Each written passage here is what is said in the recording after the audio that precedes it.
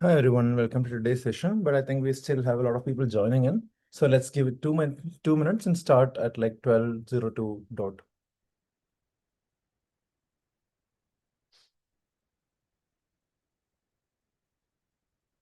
Hi everyone, welcome to today's session. But I think we still have a lot of people joining in. So let's give it 2 minutes and start at like 12:02 dot.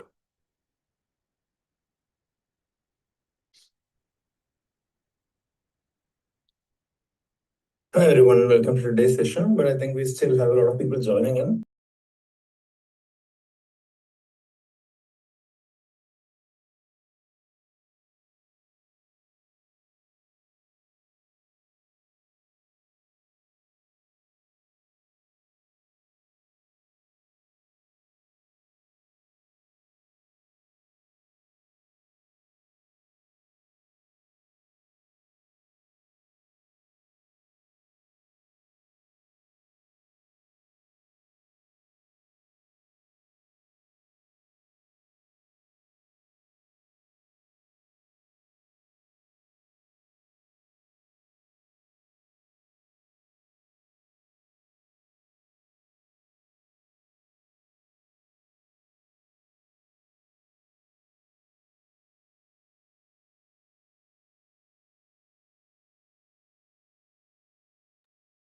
I think that's our cue.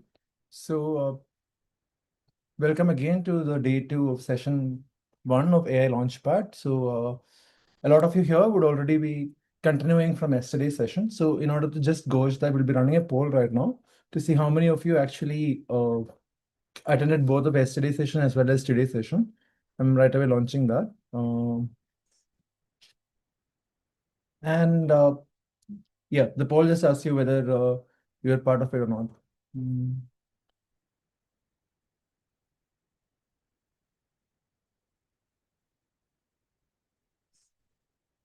mm,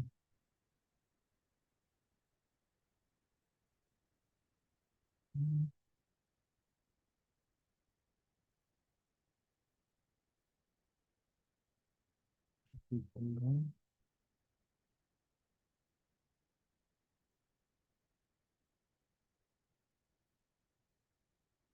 Cool. I think that's how you can start a session today. So we have enough participants in the mix as well. Welcome again, everybody. So yesterday on session 1 and 2, we are looking at the foundations and then the agents with MCP. So today we have a very esteemed practitioner with us who would be taking you through the multi-agent thing and how do we go into production with what we are building right now, at least on a placeholder now. So that brings me to the fact that what are the resources you're actually going to be looking forward to today. Yesterday, we had shared an AI use case discovery guide. So today there is a multi-agent workflow playbook that we will be sharing as part of this session today. And who does this session actually come in handy for? The engineers, of course, the product managers, the TPMs, and engineering managers. So at the end of the day, what we're trying to solve here is to ensure that people who take this decision to spend their weekend with us today take back something and goes back to work tomorrow one level wiser. Yep. And before I hand it over to the SME, I would just take a quick few minutes to talk about Interview Kickstart. A lot of you here would already be familiar with us. So we have had a decade of experience in Silicon Valley interview up-leveling within the tech space. So now, since the last couple of years, we have been here in India and we're scaling in India with a taste mix for the Indian market. So we are trying to figure out and have figured out what works in the Indian market, and that is what we are essentially bringing to you, all of you. And what sets us apart? It's the sheer credibility and the experience that the instructors of ours come from. So we are tied up very straight with a lot of folks who are bang on the job.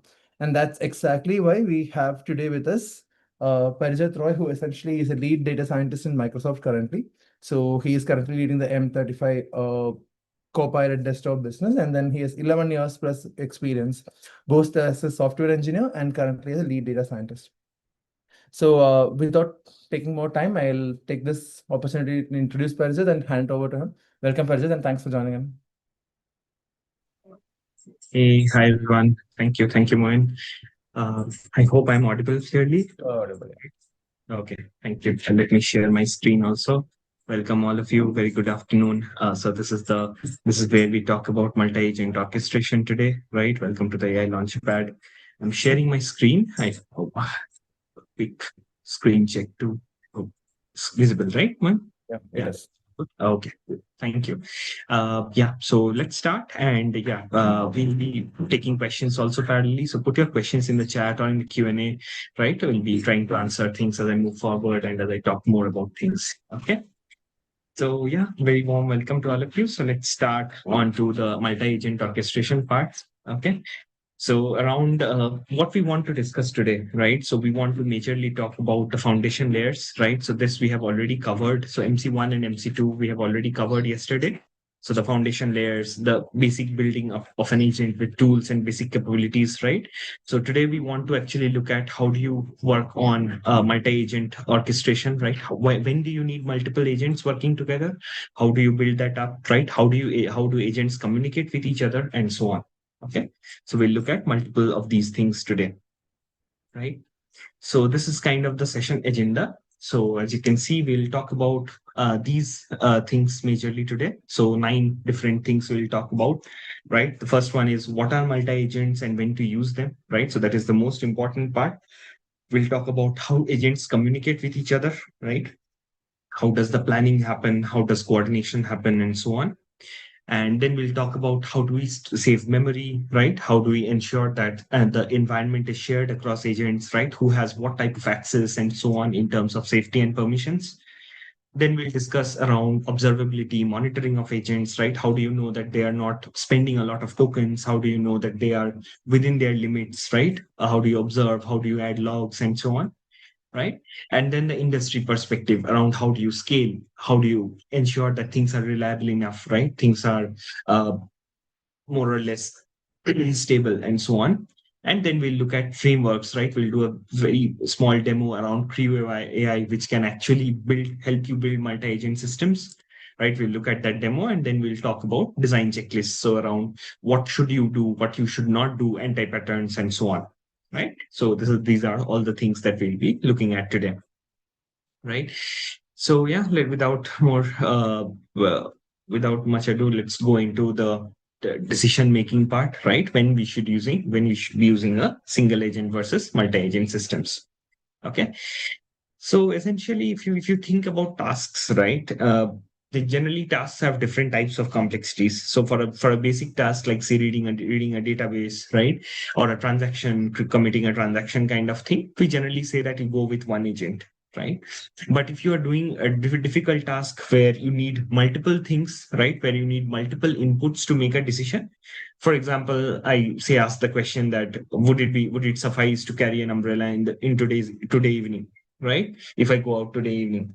So then essentially I'm looking at multiple things, right? I'm looking at today where I am located, the location, right? What might be the weather, right? What is the current time and what will be the evening time, right? What will be the current weather and what might be the evening weather? So weather forecasts of that particular location, right? And then the correlation of carrying an umbrella to say sun or rain, right? So all these types of reasoning we have to do, right? So we need something to actually tell us what is the location, right? We need to have some agent or some functionality to actually look at the weather forecast for that region, right? Some understanding of that local time, right? What will be the time in the evening, right? What will be the day and all these things, right? We need all those information to be able to gain the forecast of the weather, right? And then we need a reasoning to say that okay, if there is too much sun or too much rain forecast is there, then the correlation to carrying an umbrella or not, right? So there are multiple things that are there. Okay.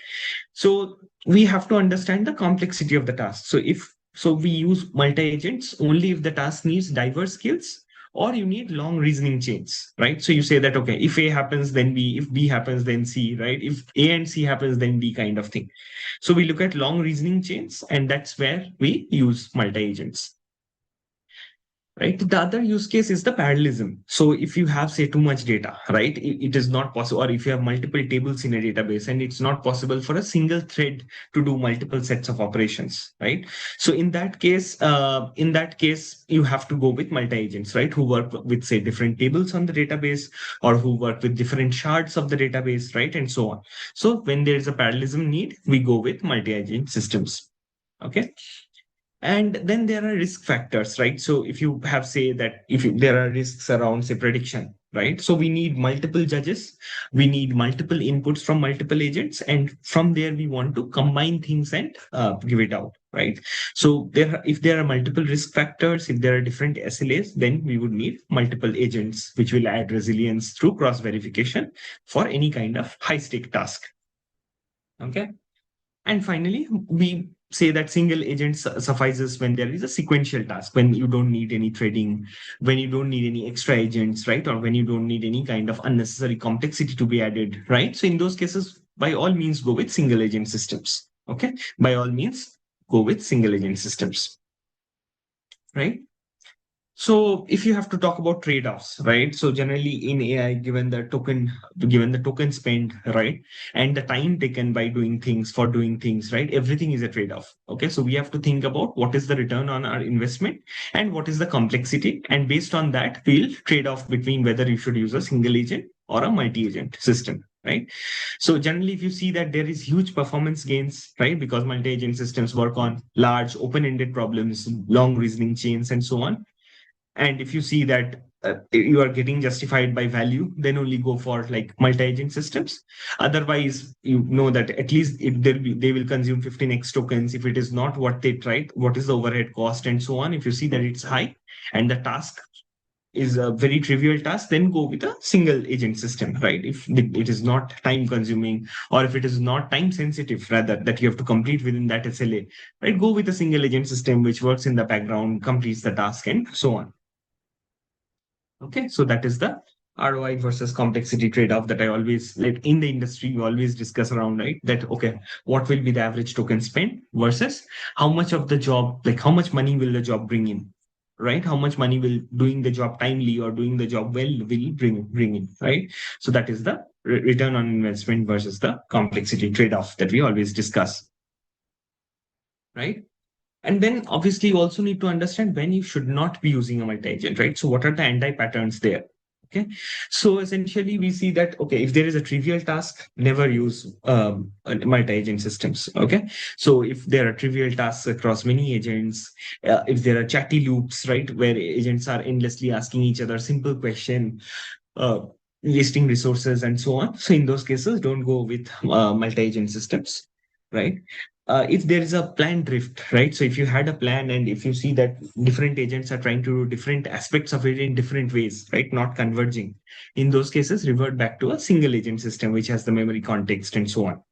Okay. And then obviously unbounded retries. So if you're seeing that there is an infinite loop, right, that you need to stop it and all these cases, then you should go with single agent systems, right? So that you have the historical context and all these things available. Okay. Does this make sense? So as to what are the problems, what are the benefits of using single agent versus multi-agent systems,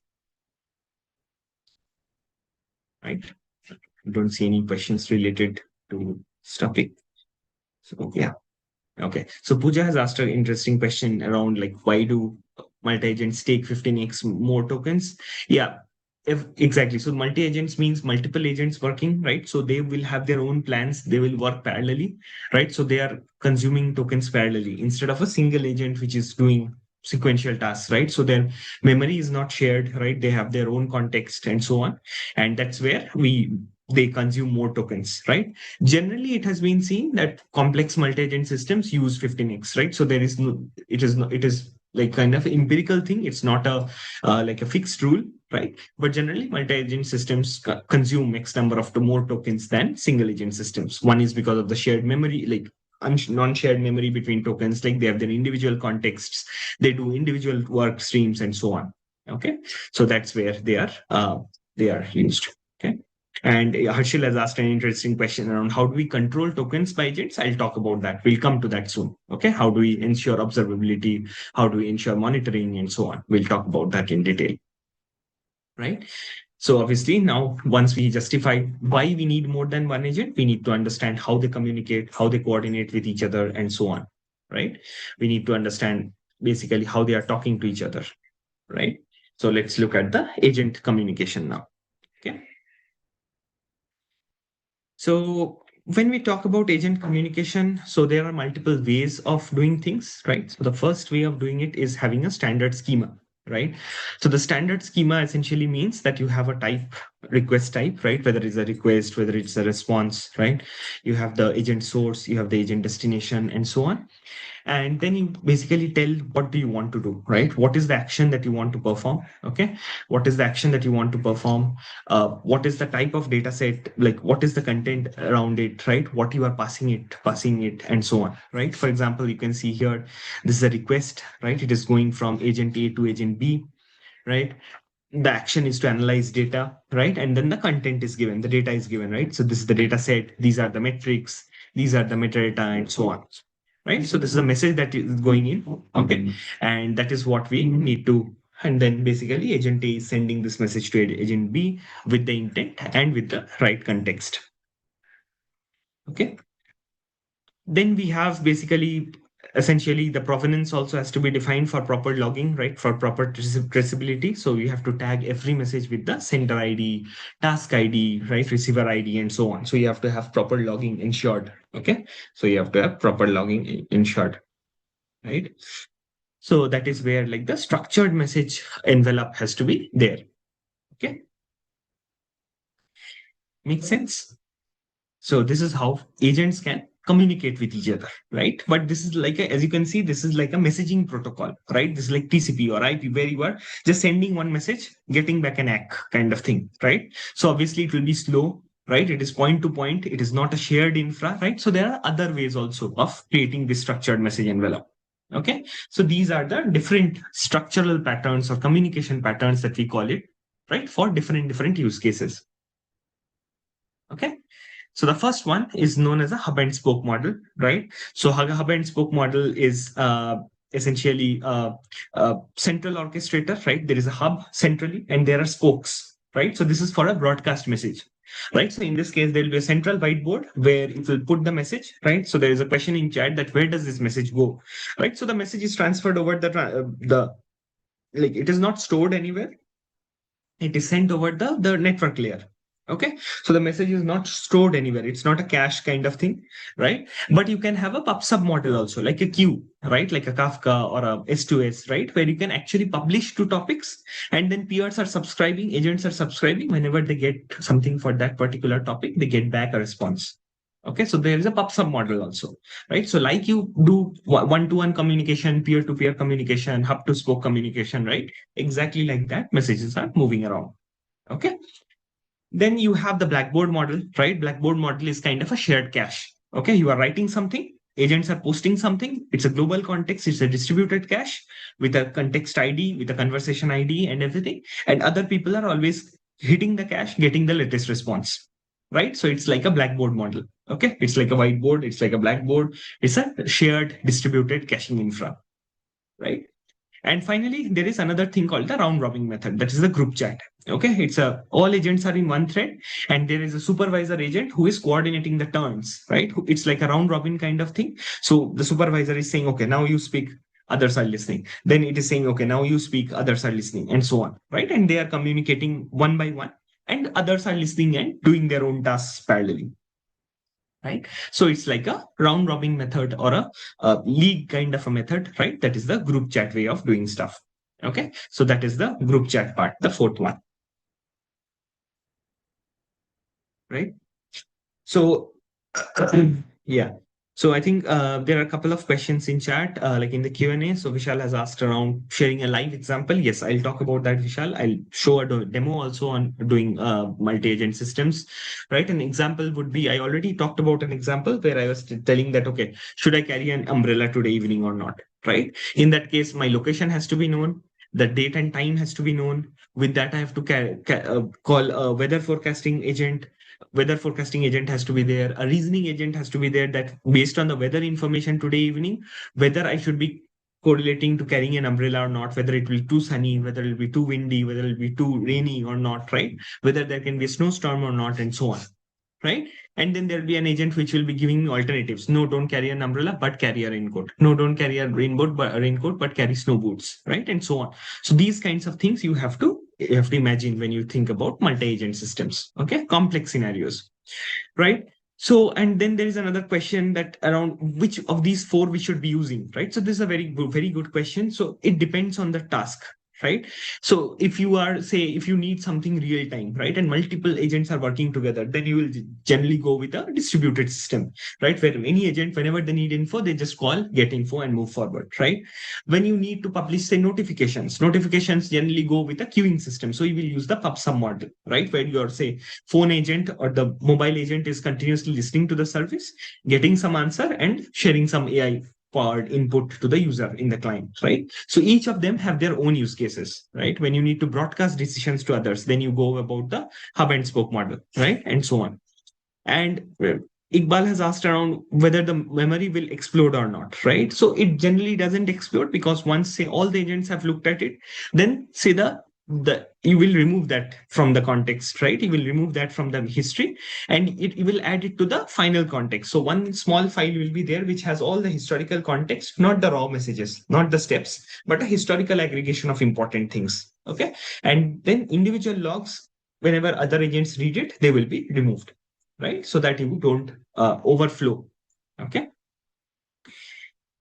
So that is the other thing, right? And that's where, like, we talk about multiple different things, like, say, turn taking, right? We talk about handoffs and so on. Okay. So turn-based dialogues, like the last one that I talked about, right? Uh, in terms of group chat, right? So that is like a turn-based dialogue, right? So we are enforcing the order for agent turns, right? Okay, you speak, now you speak, now you speak, kind of thing. It's a round robin thing, right? Then you have role handoff, right? Where, say, you have done your part, the planner has done its part, it gives it to the worker, right? This is generally used by Cloud Code, right? So you think of something, brainstorm something, then you give it to the UX design layer, then you give it to the coding layer, and so on, right? So it's a role handoff kind of thing, right? And finally, you have conversation context. So, okay, right? So conversation context meaning, like, okay, if the agent, there is a shared thread, so agents see history of turns, right, and so on, and that is where you actually try to uh, look at the distributed system, the distributed cache, and go deeper into it, right? So you are storing the context at all points of time. Context doesn't mean you are storing the raw logs, right? As someone mentioned, memory will explode. So context means, say, last 10 minutes, more history you keep, older context you keep lesser history, kind of thing, right? You give more importance to the more recent history, right? Kind of an exponential back off kind of thing. And you ensure that the gist of the information, gist of the steps, gist of the logs, right? Gist of errors faced, and so on, they are stored. Okay. So that is the conversation context, right? So that is how we move forward. Okay. And yeah, let me look at the Q&A also around it. Yeah. So, yeah, I think there are questions around Cloud Code and how we can use them, with why this info is useful for us and these things. So, these information is useful for you to take the call, right? Cloud Code or these kinds of things, they by default use multi-agents, right? Often, and they will use more tokens, right? But you have to be prudent about your token use. You have to be prudent about your ROI. What is the benefit you are getting, right? So that's where, like, you need to understand why you should be using, when you should be using multi-agent versus when you should be using single agent systems, right? And so how do you basically handle conflicts, right? So if you have multiple agents who are working parallelly and giving you a suggestion, right, then there should be a central agent, or there should be a hierarchical boss kind of thing, right? We call them the arbitrator agent, who basically hears all the information and then takes a majority vote, or then takes up basically some final proposed solution that they give to the user, right? For example, say you have given a website designed, right, and then you have asked that which technology will be best to use, right? Say agent A does its own research, gives you back a Java plus Spring Boot kind of application, right? agent B looks at some other info and gives back a Golang pros and cons. So agent C does a Rust pros and cons, right? And so on. So the arbitrator will decide, basically, the arbitration will decide what should be the final answer, right? So it's a moderator or a judge kind of thing, which can resolve like complex answers or conflicts, right? Or tie break kind of things. Okay. So you have to have a centrally placed arbitrator decision making body, okay, that can work on the different agentic information available, right? And hence automation of the individual agents become very, very important, right? What does it mean, automation of individual agents? It means that they should not get stuck, right? Because all agents are working independently, or if they are working sequentially, then one agent is waiting for the previous agent's answer, right? Like the whiteboard or the turn based kind of things, you are waiting for the previous agent to give the answer, then only the next agent can take it forward and work, right? So you have to have proper retries, you have to have proper backups and so on, right? So backup retries has to be there. So if the agent retry fails, right, then you say try it first, you try it after 1 second, then you try it after 10 seconds, then you try it after 100 seconds, and so on, without blocking the main thread, right? You tell that, okay, you tell the other agents that, okay, I'm busy, I'm not able to provide this information, but you move forward. When I have this information, I'll put it on the thread, right? And so on. So those kinds of mechanisms have to be there, right? You have to have timeouts also, so that the agent does not go into hallucination mode, or it doesn't go on to say some kind of a retry mode, right? Some kind of a junk retry mode and so on. They don't get polluted. So that's where you need timeouts, right? And you need finally fallback agents. So if one agent is repeatedly failing, you should use some other LLM, some other agent, right? Which is able to take up and try to do it in a different way. Okay. So that's where like error channels and retries are super, super important to build it up. Okay. So scaling can be a problem. So Shoaib has asked around like scaling, whether scaling is a problem or not. Yes, scaling can be a problem, right? If one agent depends on another agent, then essentially until that agent responds, then the next agent will be blocked, right? So that's where we have to add checks and balances, right? We have to say that, okay, you move forward with another backup, or you move forward with the current state, and I'll give you the state current, my knowledge asynchronously, right? So you have to handle code around that, okay, and so on, right? So that kind of things has to be there, right? And yeah, I'll talk about scale later. There are some questions around auto scale and so on. So I'll talk about scale later. But I first want to talk about how do we plan, right? How do we ensure the central plan, right? What each agent has to do. How do we ensure observability? Like how much memory should each agent consume, right? Or how do I know that what agent is doing what role and so on, right? So there should not be any duplicate work. We should try to avoid duplicate works and so on, right? To prevent usage of tokens, right? So planning and coordination is super, super important where when we work with multi-agent scenarios. Okay. So we'll now look at planning and coordination of the agents, right? So the first one is the easiest one that we already discussed, that is known as the global planner or the arbitrator, right? So where there is a planner agent who basically breaks the task into subtasks, right? So it takes the initial task. Its work is just creating multiple parts of the task, right? Breaking it down. It can be sequential, it can be asynchronous, right? But at the end of the day, all the tasks that are done, they come back, they are converged to the final end goal, right? So if your end goal is say that compare multiple programming languages and tell me which is the best to to implement this scenario, right? In that case, the global planner will look at what are all the different languages possible that can implement the scenario. Can it be MERN stack? Can it be mean stack? Can it be Node.js and say Next.js kind of thing, right? Can it be React versus DynamoDB and so on, React and DynamoDB kind of combination, or you have to fall back to Java Spring Boot and Angular in the front end and so on, right? And then it splits the work and gives it to each of the agents, right? So that is the global planner. Okay. Then there will be hierarchical workflows, right? So their supervisor agent has to give work to worker agents, right? Worker agents means parallel threads, right? So each agent will do their own work and come back with consolidated results, right? So after the planning is done, somebody has to be there to coordinate with the agents, right? Coordinating means, okay, this thread is assigned to you, this much tokens is assigned to you, right? And so on, right? And then the other way of doing it is you can have a single leader model, right? Single leader model meaning like you can avoid multiple planners to prevent like any kind of conflicting directions, right? So you don't need to have multiple planners per thread, right? Sometimes we can do per agent. Each agent has a planner again. We don't need to have that. We can have a central planner, and then each agent will just flow into, right? Take that task and move forward. Okay. So there are different ways of doing things, right? So, so that is mostly it, right? I think Abhinav RTA is also taking some of the questions in chat. So keep your eyes on the chat too if you have asked a question, right? Thanks, Abhinav. Thanks in advance, right?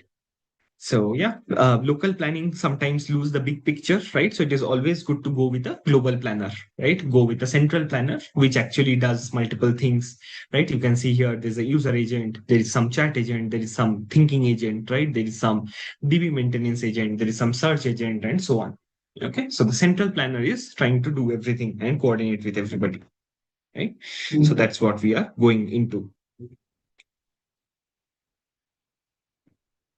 Right? And then there are delegation and negotiations, right? So there was someone asking around memories, right? So right, so the task delegation, so agents pass a subtask to the best suited pair, right? So we have the task delegation, right? We have to tell which task to go for it, right? Dynamic reallocation, so we agents are overloaded, stuck assigning tasks, right, and so on. So if the agent is overloaded or stuck, then how do you assign tasks? And these things are needed, right? Then we have to understand task ownership or swapping tasks if priorities change. Okay. And then finally, self-verifying tasks. So the agent should know that whether they have done correctly or not, right? Double checking the plan and so on. Okay. So we have to have a verifier agent before the heavy lifting is done, right? So all those kinds of things have to be taken care of, right? So the negotiation has to be done correctly, right? Understanding if multiple agents are taking up the same task or not, right? If there are common tasks, then how do you merge them together, right? If there are conflicting tasks, or if there are conflicts, then how do you swap them, right? If one agent is taking too much time, how do you distribute them, and so on. Okay, so all these kinds of problems are arise, and how do you solve them? That is, those are all important, right? So you can have a data agent for say proper SQL data. You can have say a UI agent which is only doing accessibility checks on the UI, right? You have a developer agent who is trying to write unit test cases, right? Or developer agent who is trying to write code. You have a tester agent which is trying to write unit test cases, right? Each have their own responsibilities. Okay, and then if one of the unit tests are like taking a lot of time to run, then the orchestrator basically switches the thread, right? Uses another agent to approach the test case in different way, right? And so on. So you have different agents who are doing all parts of the different workflows together. Okay, right? So these kinds of things we have to do, right? And then there are stock conditions, there are budgets, right? There are multiple questions around memory in the chat. So obviously I have to think around like how do you ensure the max tokens? How do you cap resource use, right? So you have, each agent should have a budget, right? So this is the time you can spend, this is the amount of tokens you can spend, and so on. So you don't give unlimited access of a agent to a token, right? Then you set max number of turns or max number of steps, right? To avoid any kind of infinite loops, any kind of endless loops, and so on. Okay. And then you have a completion criteria, right? You have a completion criteria around what is the success metric, right? If the report is generated or not, if the document is generated or not, and so on, right? You have a kill switch saying that if the agent is taking too much time, if the agent is taking hallucinating, then what kind of problems if you have, right? And so on. So all those kinds of things you have to handle, right? And take care before you delegate the work, right? So when you delegate the work, you have to give all these things as parameters, right? So that agents have, so that you are within your budget, right? And you are like ensuring that your software or the code that you are trying to do, or whatever the task that you are trying to complete, is within any there are no unexpected costs associated with it later, right? So that's where it comes into handy. Okay. And then you have like human in the loop checkpoints, right? Human in the loop checkpoints meaning you have to have like some kind of manual checks, right? So there should be some planned pauses, there should be critical milestones before you proceed, right? For example, once the agent executes, you need a manual person to check whether the execution is right, right? Even before you go to the the agent validation, right? And then you take a look at, like, you have to basically have a human in the loop somewhere, right? Logical checkpoints and stuff like that. Then you should be there to look at the that whether the agent has done correctly or not, whether the agent is within the cost or not, right? Whether the agent has hallucinated or not, right? And this is needed because agents are stochastic by nature, right? They are probabilistic by nature. They are not deterministic, which means it's not necessarily that 100 times you give the same command, they will execute the same task, right? So that's where you need to have planned pauses or critical milestones that you need to define in your journey. Okay. Then you should be having like escalation triggers, right? For example, escalation triggers mean that, so if there are multiple failed attempts, that there should be a human supervisor who should be helping the agent to do the task, or who should be even further going into the prompt and refine the prompt and so on, right? So all those kinds of escalation triggers have to be there properly. Okay.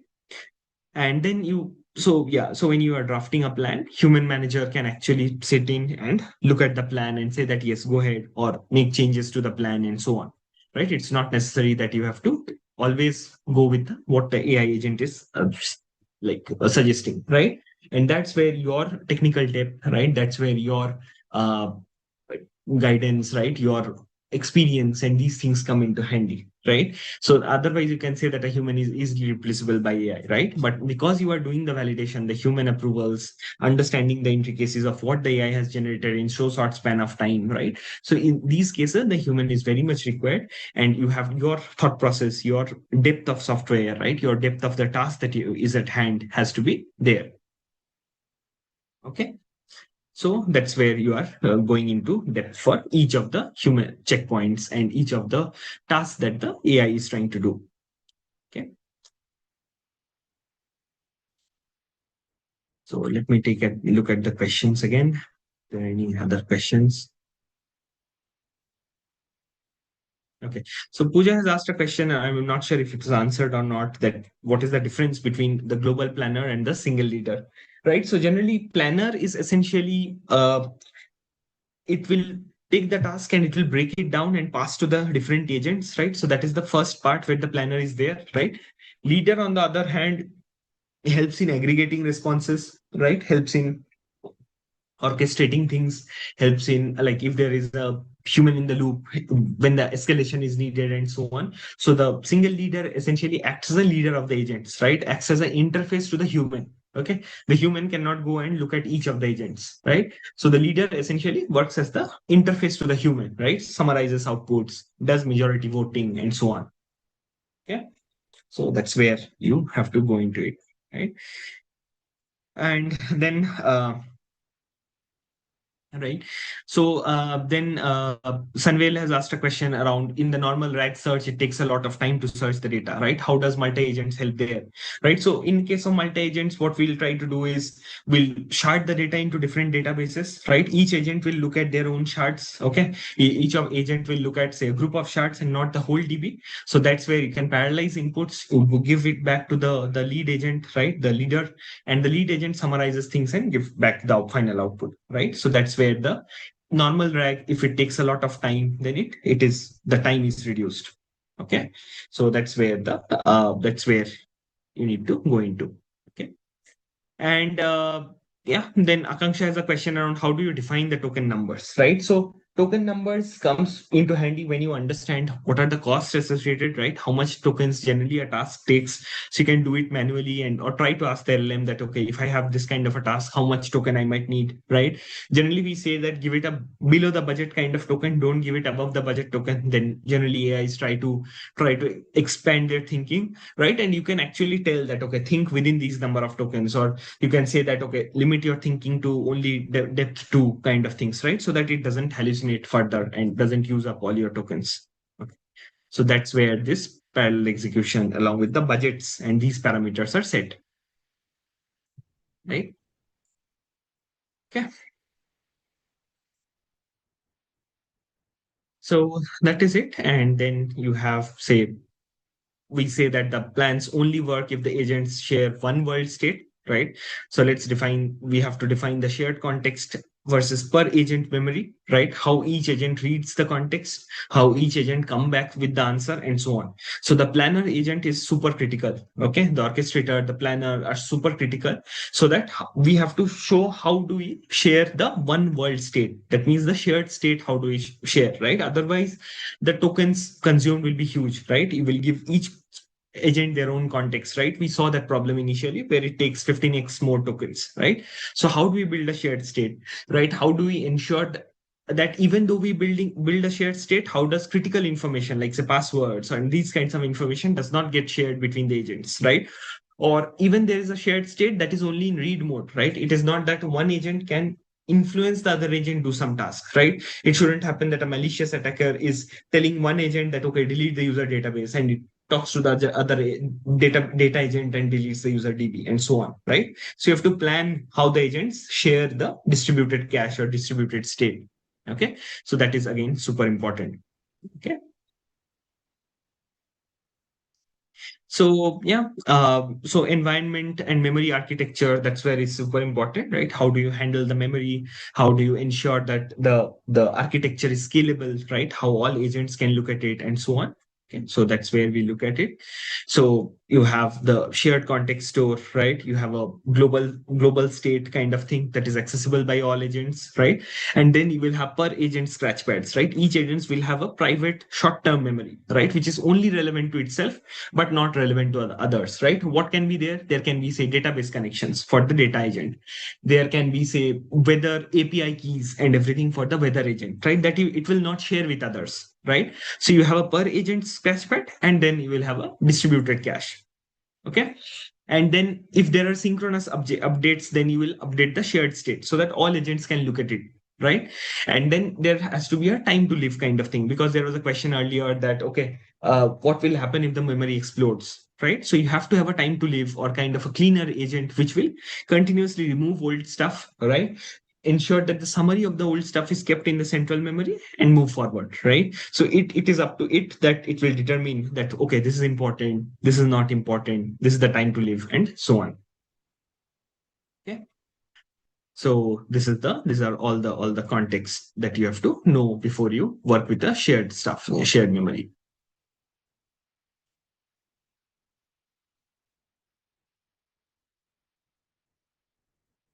Right.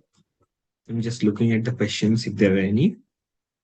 Yeah, so Ujjwal has asked around how does the context get passed? So this is how it get passed, right? So either there will be a central source, right? Or we already discussed this, or there can be a queue-based architecture, or there can be a P2P, one-on-one messaging-based architecture. Okay. So these kinds of problems will be there. Right? Uh, other questions are there. Yeah. So when you are saying that so Hardik has asked a question around what can be the processes in which you can pass context to each other in multi-agent systems, or rather, sorry, it scrolled up. Yeah. How do you control and standardize the agent's output, right? So you have to have very specific, very crisp output schemas, right? That, okay, give me a 5 bullet summary. Each bullet should be a maximum 2 sentences long. Everything should be in English and so on, right? First 2 bullets should talk about the pros, last 2 bullets should talk about the summary, middle 2 bullets should talk about the cons, and so on. So you have to give very, very crisp explanation of what you are expecting from the agent, right? So when we do the demo in the last 15-20 minutes, we'll see that how we can pass crisp form prompts and how it can help you actually, how it can help the agent actually solve problems, right? So that has to be done properly. Okay. Any other questions?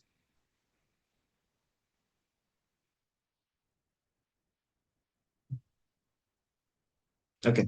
So there is a question. There is an interesting question in chat from I can't pronounce the name. I think it's Paul Chaudhary. Yeah, that could TTL resolve the talk problems in multi-agent workflows?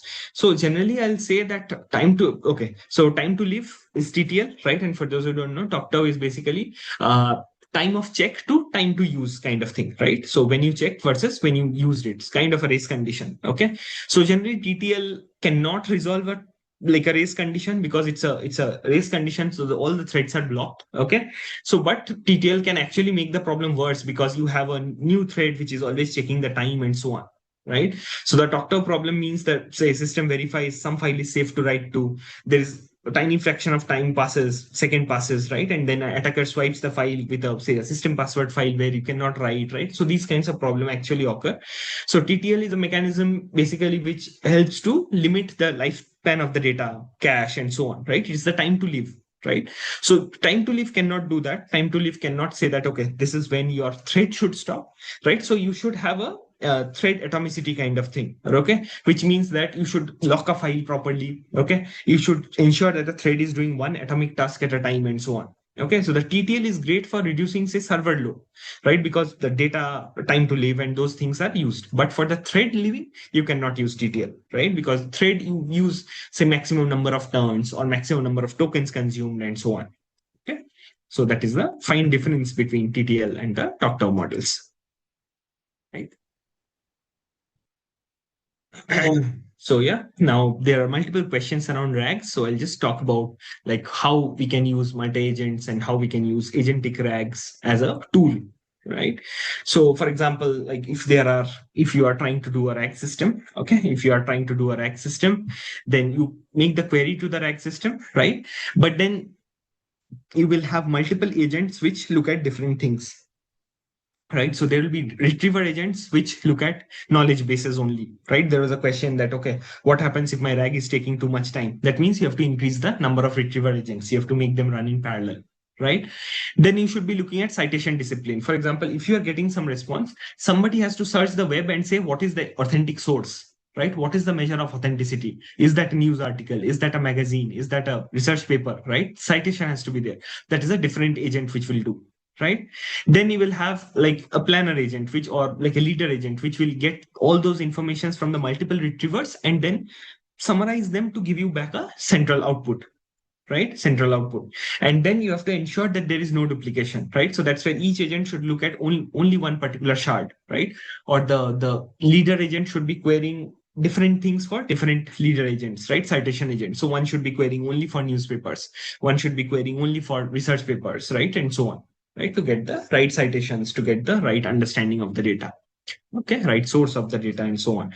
So whenever you build an agentic RAG system also, you have to think of multi-agents where depending on the question complexity, you should either do a single agent system or you should do a multi-agent system, right? So this is how we move forward. Okay, I'll just hold it here a bit because there were questions around RAGs. So if anyone. Okay, Sayan has asked around how would leader agents resolve conflicts. I think I answered that before in one slide.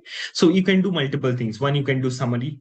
Okay, one, you can do majority voting, right? One you can do is ensure the validation of the citations. So two agents say something which is, say, truth A, two agents say truth B, right? Then the leader agent should look at the citations and see what is the trustworthiness of each of the citation, right? And try to ensure whichever has more trust, that team should win, kind of thing, right? And so on,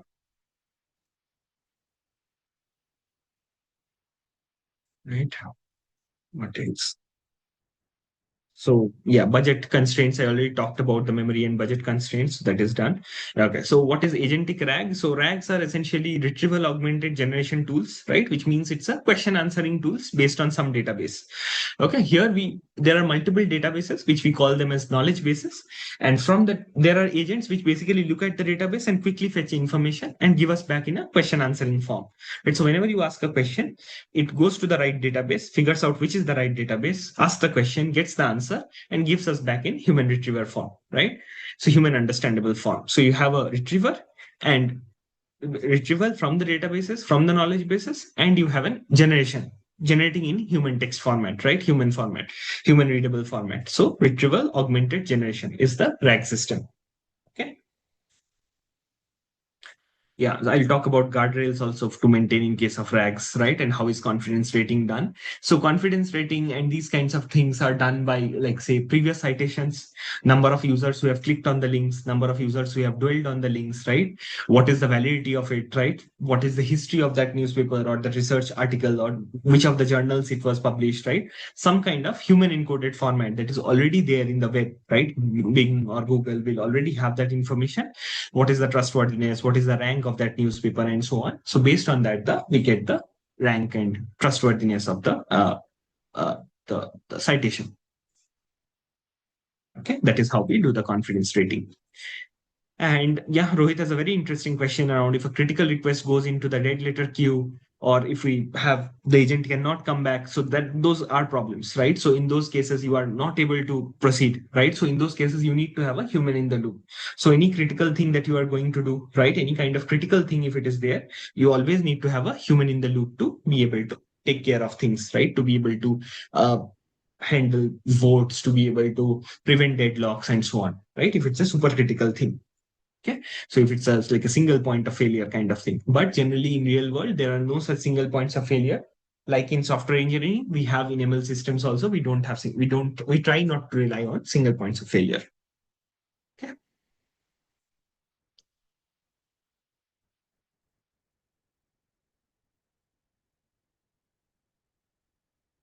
Right, so that's where to answer the question, the next slide I already had that in mind. So you have to have checkpointing, right? You, if there is a failure, right, and you know where to start from, you should not start from the beginning, right? You know what was the important task that was done till the end, right? Which task was important task done as a checkpoint, and you should start from there, right? So you should save states properly, right? You should have some kind of deterministic rule, right? Some function or some DB and management method, so that you can understand that, okay, if the agent had done this, then this would have been my answer, right? Some kind of a deterministic output has to be there, right? Some kind of order has to be there, right?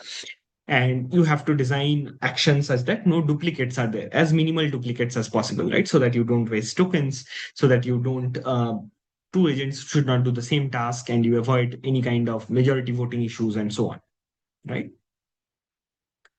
So you have to think about these things too, okay, in terms of the reproducing the output of the thing, right? So yeah, now that agents can touch state tools, right? We must limit the permissions. We must add guardrails to prevent harm, right? There are multiple questions around how do you keep things secure, right? So now let's talk about the security angles, right? So the obvious security that you can think of obviously is limit read permissions, limit write permissions, limit execute permissions, right? If a code is executing, do it on a sandbox environment. Don't do it on the main server, right? It can be malicious code, right? Your main server can go down, right? Do it on a sandbox environment. If you are giving DB permissions, give only read permissions. If you are giving write permissions, don't give edit permissions. Just give put, just give post permissions, no update permissions, right? And so on. If an update is needed for say more than 5 rows or more than 10 rows, have a human in the loop, right? So that there is minimal impact to the DB, right? Minimal impact to the database and so on, right? So the data agent should have minimal and minimal permissions, only the database layer. You have the coder agent, which should go on only in a sandbox environment. The writer agent goes into only no database access, right?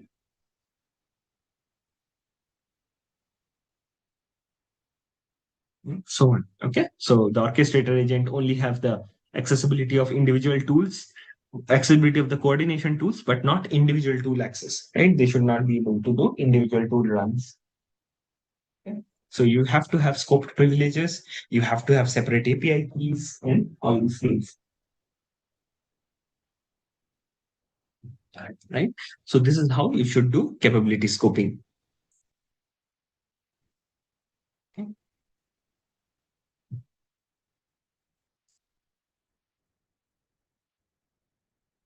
And obviously, there has to be guardrails, right? Apart from security permissions, you have to have guardrails that what if something breaks, right?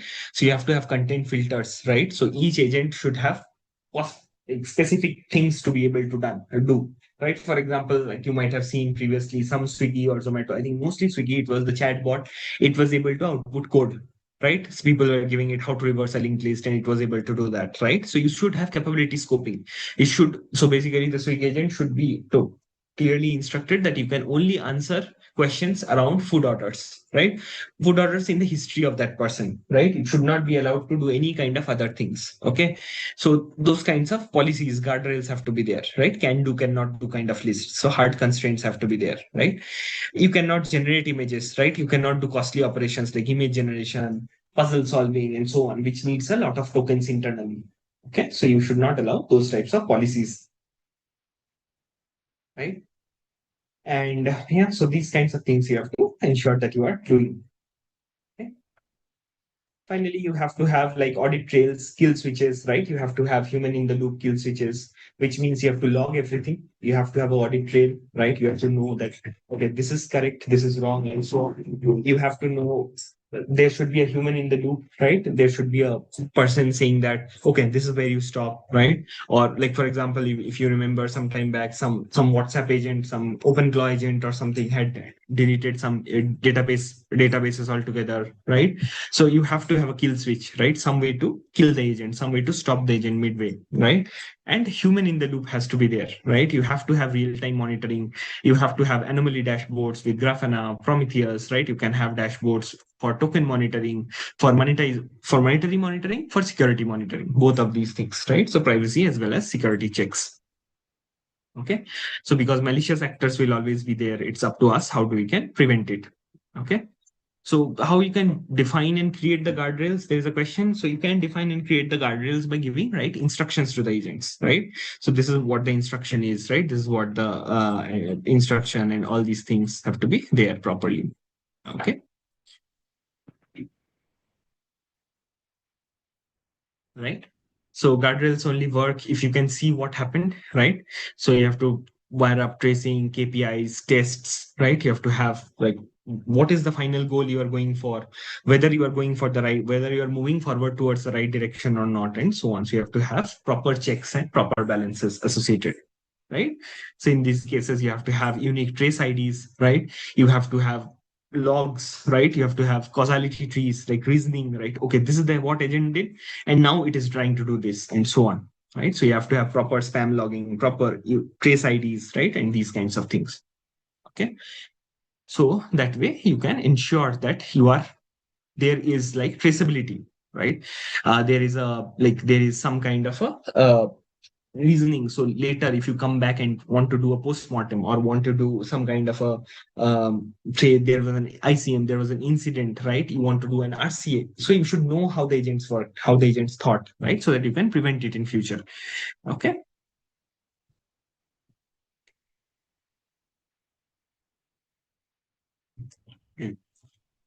So somebody has asked around the workflow, right? What we have covered till now. So this is what we have covered till now, right? So just to give you a quick revision. So you have talked about, so we have almost completed an hour. So we have talked about what are agents, when to use them, right? How they share context, how they share memories, what are the things that we need to keep in mind, and so on, right? And now we'll talk about the scale, how to in industry, how they are used, right? How do we build frameworks and so on, and then we look at a demo for Creo AI, which is a framework on which we can build agents. Okay. So these are the scale related stuff that we need to worry upon, right?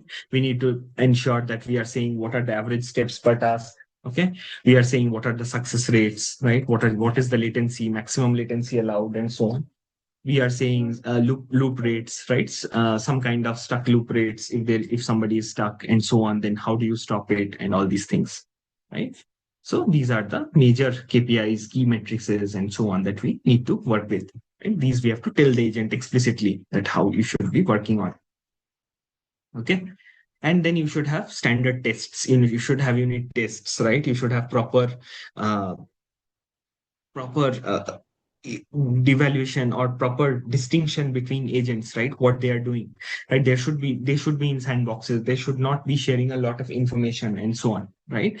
So you need to know, okay, this will be the right output. So what is the golden standard? What can be the problems, right? How do you so you should test with very complex corner cases, and so on, right? In the real world, in the software cases, you get bugs, right?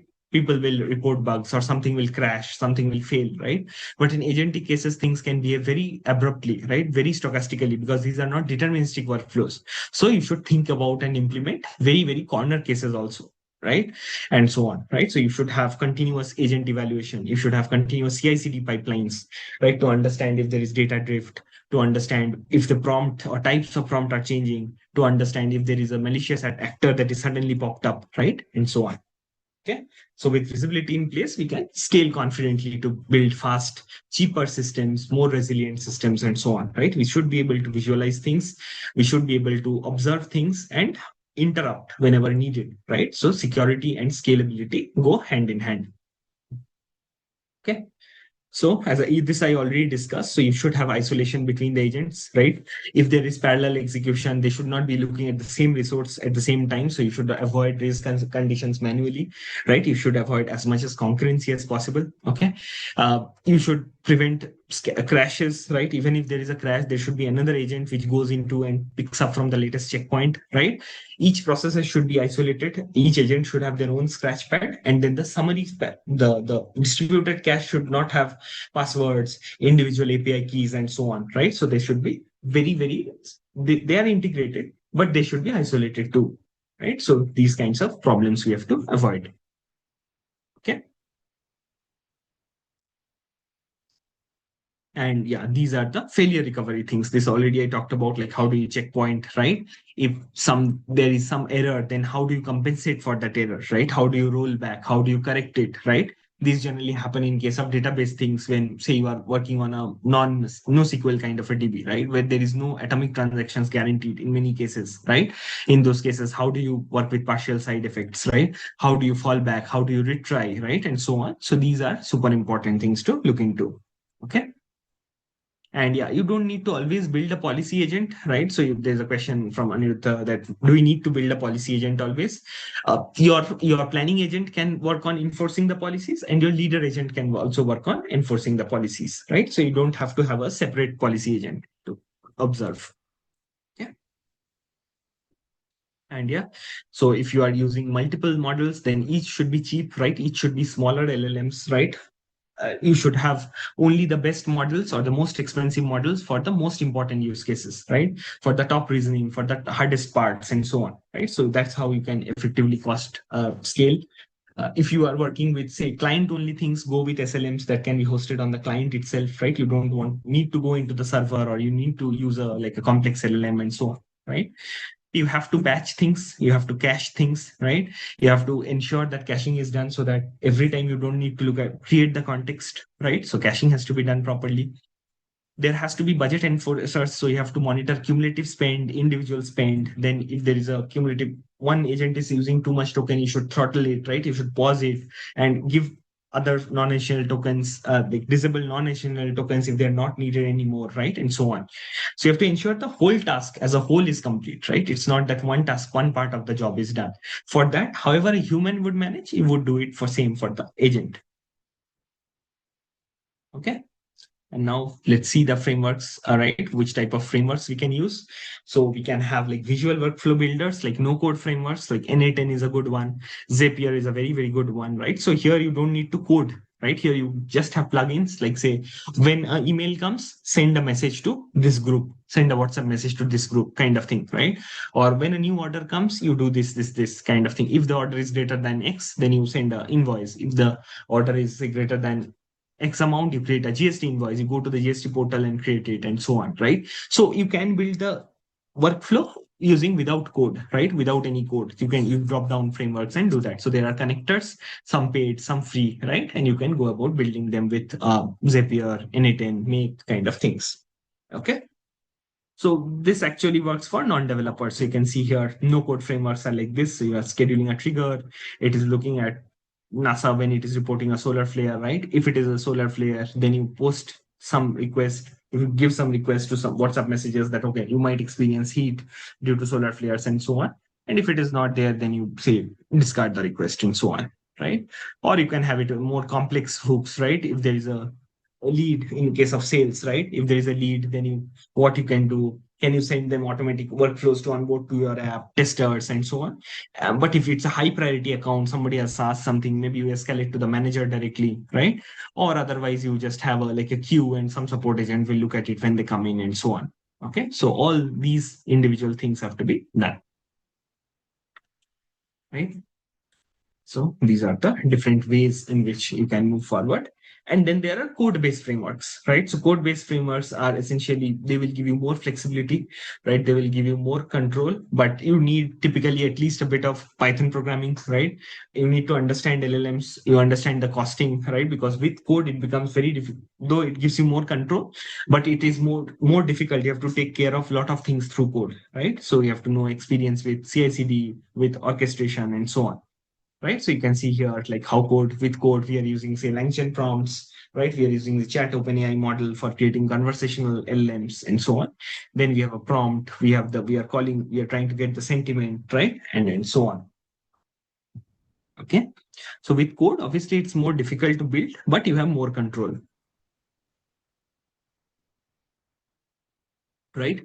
So Koel has mentioned if I can talk about the frameworks a bit more. So I'll suggest you to look at the frameworks also, like in terms of like just going to their websites, Koel, right? And this is true for all of you, right? Because this is like we don't have a lot of time. I'll work with QA, I'll show how it works. But no code frameworks, I'll say create an account in Zapier, right? Create an account in N10, give the credit card details. It will not bill you initially, right? And then try to build something and then revoke the credit card details and so on. Okay. So try to build something with N10, something with Zapier, right? You'll see a lot of plugins are there. Just take it, right? Based on, say, take some use case, right? For example, you can take a use case that, okay, you are polling some news article, say, the Hindu website or say Times of India website. And whenever new news article about politics comes in, you want to get an alert, right? Or about, say, Tamil Nadu elections come in or West Bengal elections come in, you want to get an alert, right? Or about, say, US Iran war, then you want to get an alert, right? So basically, an agent will continuously poll, try to find the topic, see whether the topic matches your list, right? Then it will integrate to the WhatsApp agent and it will send you an alert on WhatsApp, right? So you can have these kinds of things built on these no code platforms.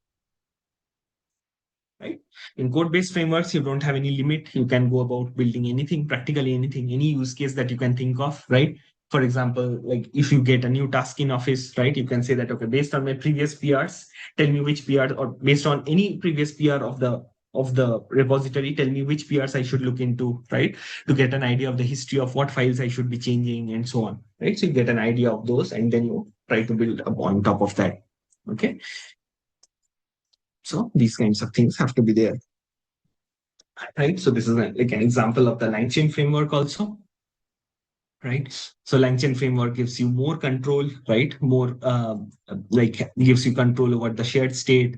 How do you keep the shared state, right? What is the time to live for it, right? When does it expire and so on? So it helps like complex behaviors, like say cycling through reasoning steps. If you're using multiple tools, how do you, when do you incorporate human feedback and so on? So all these things you can do with the LangChain framework. Okay. So these kinds of things have to be done in depth.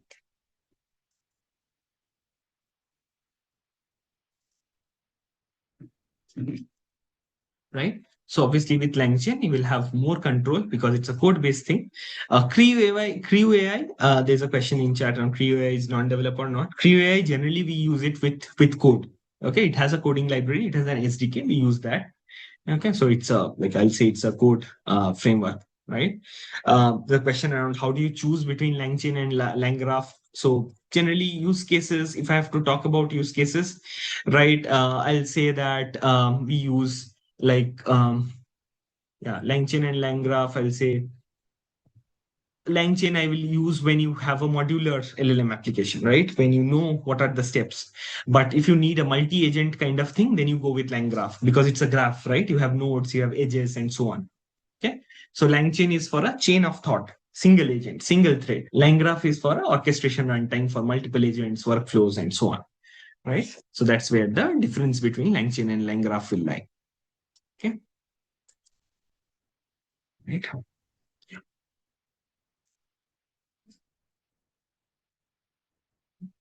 So yeah, Creo AI, as I said, it's a powerful framework, helps in building collaborative agent systems where like multiple AI agents work on, right? The SDK is very, very powerful. The no code part where I did not talk about it is still in progress, right? Though we say it best of both worlds, but it is not as good as N10, right? It is still a lot of connectors are missing and so on. So I'll only use when there is a code based thing that I want to. Okay, so the visualization and these things are much better in Zapier or N10 kind of networks.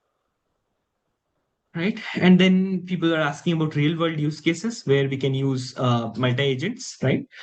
So we can use for financial services, right? Healthcare, manufacturing, and so on. Okay. So I'll just hold it here.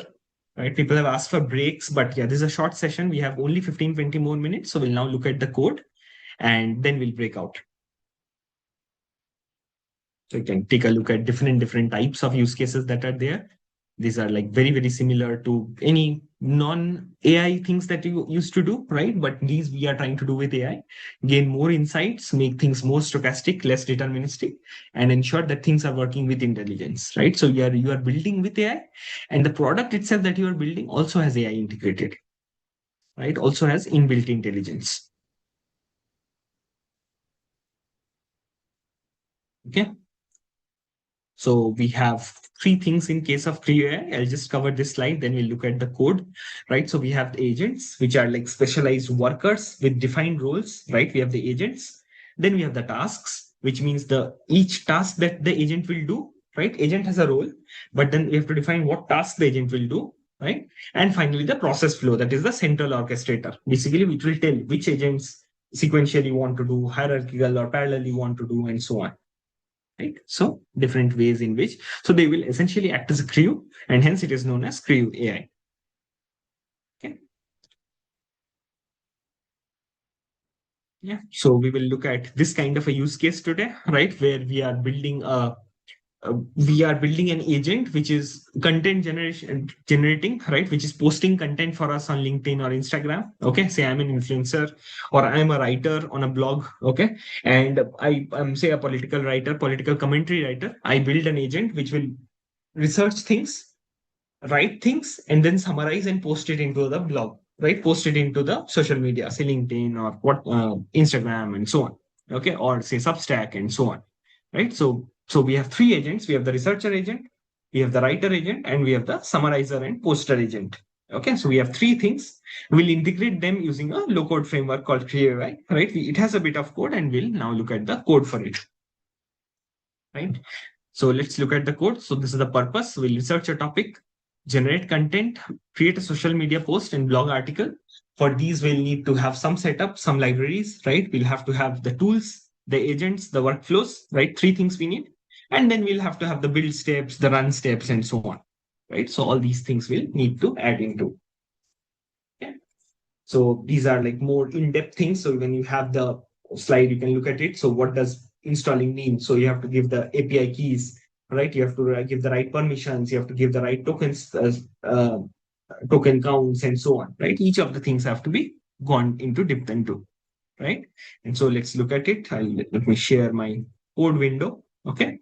So we'll just look at the code window now. Code now.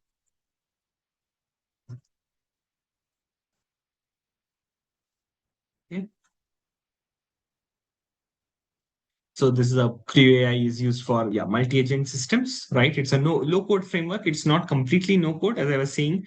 It's a low code framework, and yes, you can use VS Code. You can use any agentic framework to build it. Okay, you can use Copilot. You can use um, Cloud Code, right? They are internally agent frameworks only. Okay, so depending on your like attachment with coding. If you're a developer, I'll suggest you use Creo. If you're a non-developer, I'll suggest you go with Anyten or Zapier. Right? It's not that one is better than the other, right? And then one is like lesser than the one is good or one is bad kind of thing. Okay. So yeah. Right. So yeah, let's look at the code now. Okay, let's look at the code now. Let's look at the individual dependencies that we are trying to integrate, right? So we are installing OpenAI, we are installing transformers, right? We are installing FreeAI, LangChain, right? LangGraph, and so on, right? And then we are going into FreeAI tools, transformers, and all these things. And instead, in FreeAI, we are importing agent, task, and crew. Okay, so agent is the individual role, task is the task associated with the role or the agent, and crew is the orchestrator, right? So all these things we are trying to go into, right? So I'll zoom it in a bit. I think there's a feedback around zooming the code in a bit. So let's do that. I hope this is better now.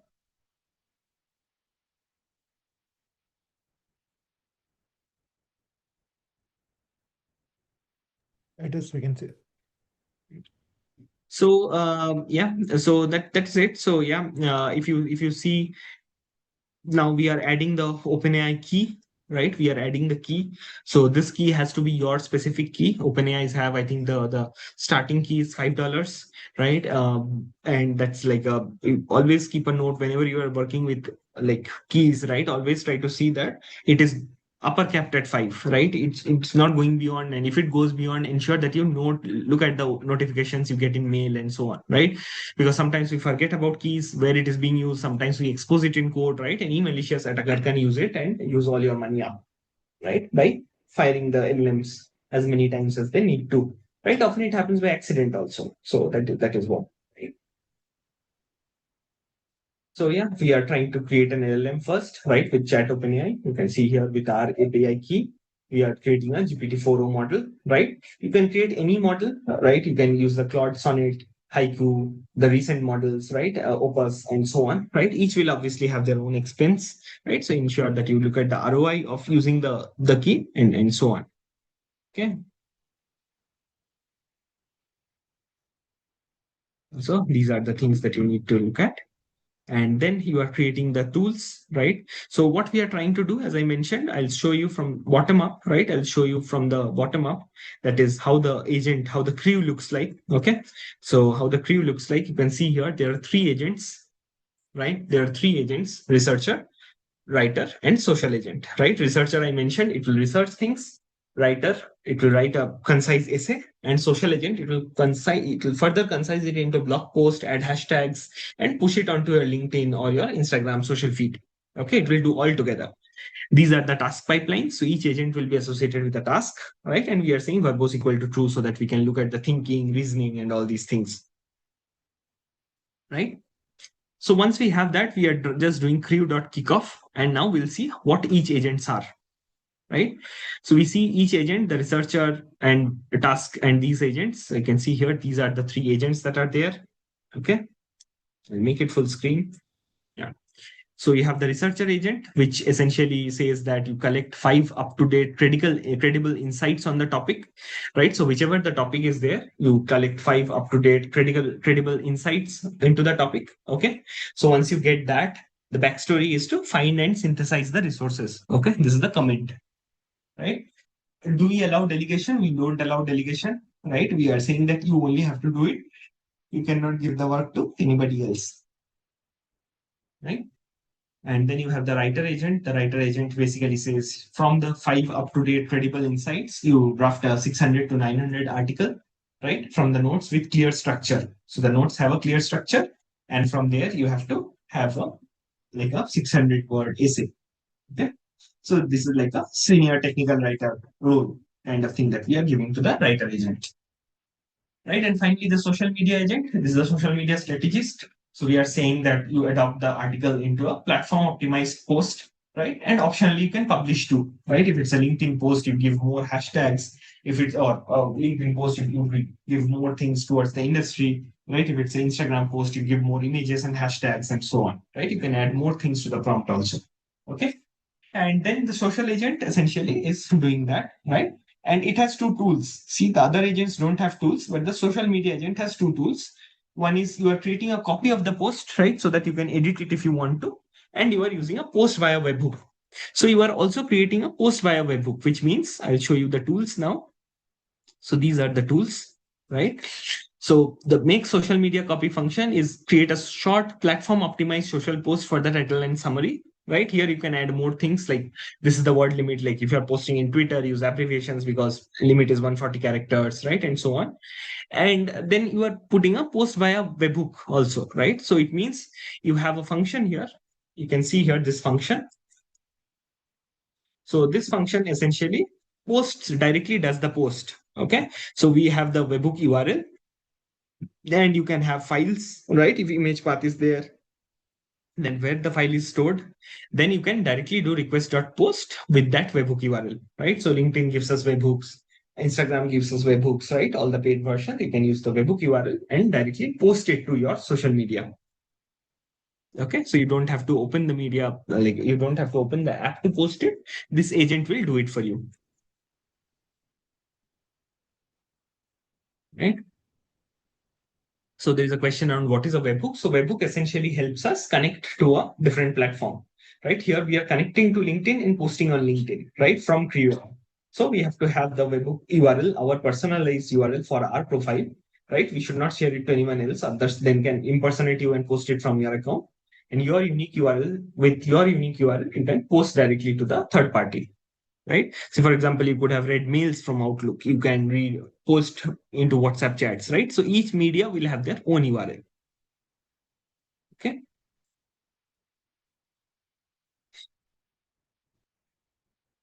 Right.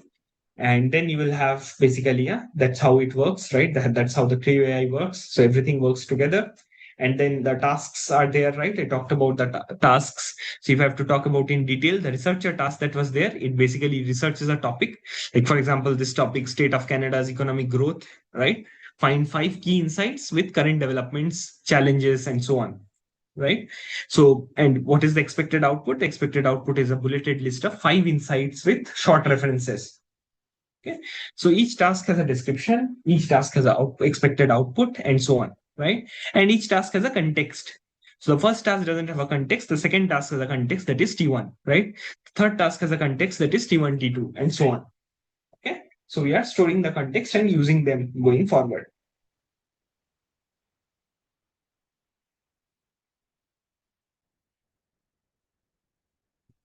Okay.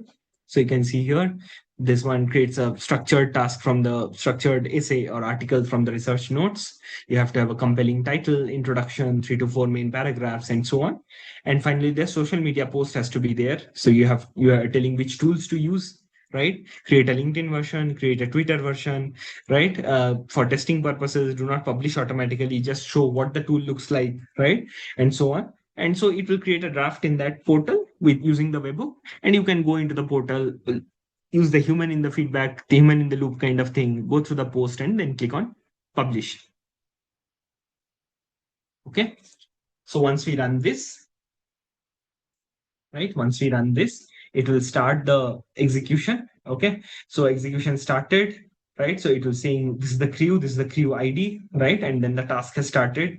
So research the topic, this find 5 key insights. Okay. This is the task ID. And if you see here, the researcher agent is giving back the response, right? So the researcher has like has 5 bullet points, right? It will output in 5 bullet points. That is the task that we had given. So it gives us 5 bullet points about like pandemic recovery of the economy of Canada. Okay, the topic that we had in hand. It says task completed, done. Then the researcher agent hands over to the next agent, that is the write a structured 250 to 300 word article, right? The writer agent. So it writes, so it gets the context and it figures out the task. T1 output is the context. So it goes to the context and says the compelling story, right? A compelling title is Canada's economic outlook, navigating the post-pandemic recovery. Okay. And yeah, so then it gives, you can see 3 to 4 main paragraphs, right? Some kind of pros and cons, and finally the conclusions, right? As you required, whatever you required, exactly that the writer agent has given you, right? And once this task is completed, then this task starts, which is the social media post, right? So the social media strategist has 2 tasks. One is the use the make social copy, and one is the to create a LinkedIn version, to create a Twitter version, and for testing purposes, just show how the post look like, right? So it is showing how the post look like. You can see here, Canada's economy is on the rebound with a predicted GDP growth of this. The path to recovery looks promising, yet challenges remain, dash, dash, dash. And then you have the link, you have the hashtags, and so on, right? So this is more of a social media output that you get, right? And then you have, say, a LinkedIn optimized post also, right? With different types of smileys and so on, which are more predominant into LinkedIn. Okay, so you have the LinkedIn post, you have the Twitter post. As you require, you have that, right? And it has mentioned publishing status is not published. It is for testing purposes only. So you look at it, you go to your LinkedIn and Twitter, because you have a webhook handle, it will be there in your drafts and you post it out, right? So that is mostly it. So this is the workflow that gets completed. And once the Creo AI completes the workflow, it tells us that workflow is completed. This is the LinkedIn version, this is the Twitter version, and so on, right? So it can also give you execution traces, like it can give you agent decision-making process, right? Why it did what it did. It can give you which tool used how much tokens, right? And so on. And then you can say yes or no, and you can look at what are the thinking, how the thinking happened, how the flowchart of the rules happened, and so on. Okay. How much tokens you spend. So you can look at all these things, right? Based on what are the individual things that you want to look at. Right. For now, I have looked at the execution traces, but you can look at usage details and execution flows also. Okay. And then in the tools, in the agents, you can give more information about how much token you should be spending, right? Think within 1 minute, right? Don't think more than 2 levels deeper, and so on. So you give crisp instructions to the tools and you get back crisp results, right? With proper monitoring and these things, right? So these kinds of things you have to ensure that you are able to think about. Okay. So yeah, I think that is mostly it from my side. I think we are on time. So Abhinav, if you're taking any questions, or should I take more questions? Thanks a lot, Percy. That is a really interesting, as well as enriching session. Think how we have structured today is such that the Q&A session will be in the end. There'll be like a dedicated Q&A session as well. And so Justin also has joined in for the next session. So thanks a lot again. Such an interesting thing that I've displayed today. Hope that a lot of people out here got the takeaways as well. So put up my screen right now and take you guys through what's our plan for the rest of the day, and parallelly about IKA beta as well. So in the day 2, session 2, what we're going to cover is deploying and scaling agents in production infrastructure. And we have Justin Joseph with it. We'll come to introduce him to you in detail in a bit. But before that, this is what our marketing team has pulled up about how to get the maximum out of this AI Launchpad session. So it's pretty much straightforward. Stick with all sessions. It's session number 4, and you guys are still here. So yeah, kudos on that. And engage and ask questions. We've been seeing that it's been happening throughout the call. And hands-on learning, network and share, and then think pilot project. So basically, we are doing this so that there's clearly a gap in how the Indian market is working, because some people seems to know everything. On the other hand, a lot of other folks out there are finding themselves lost in a barrage of information. So this effort is as a way out to bring democracy onto that situation.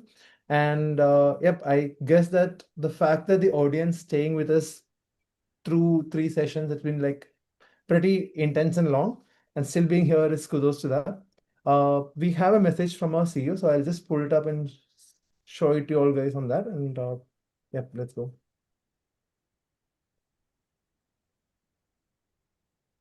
Let me know if it's audible.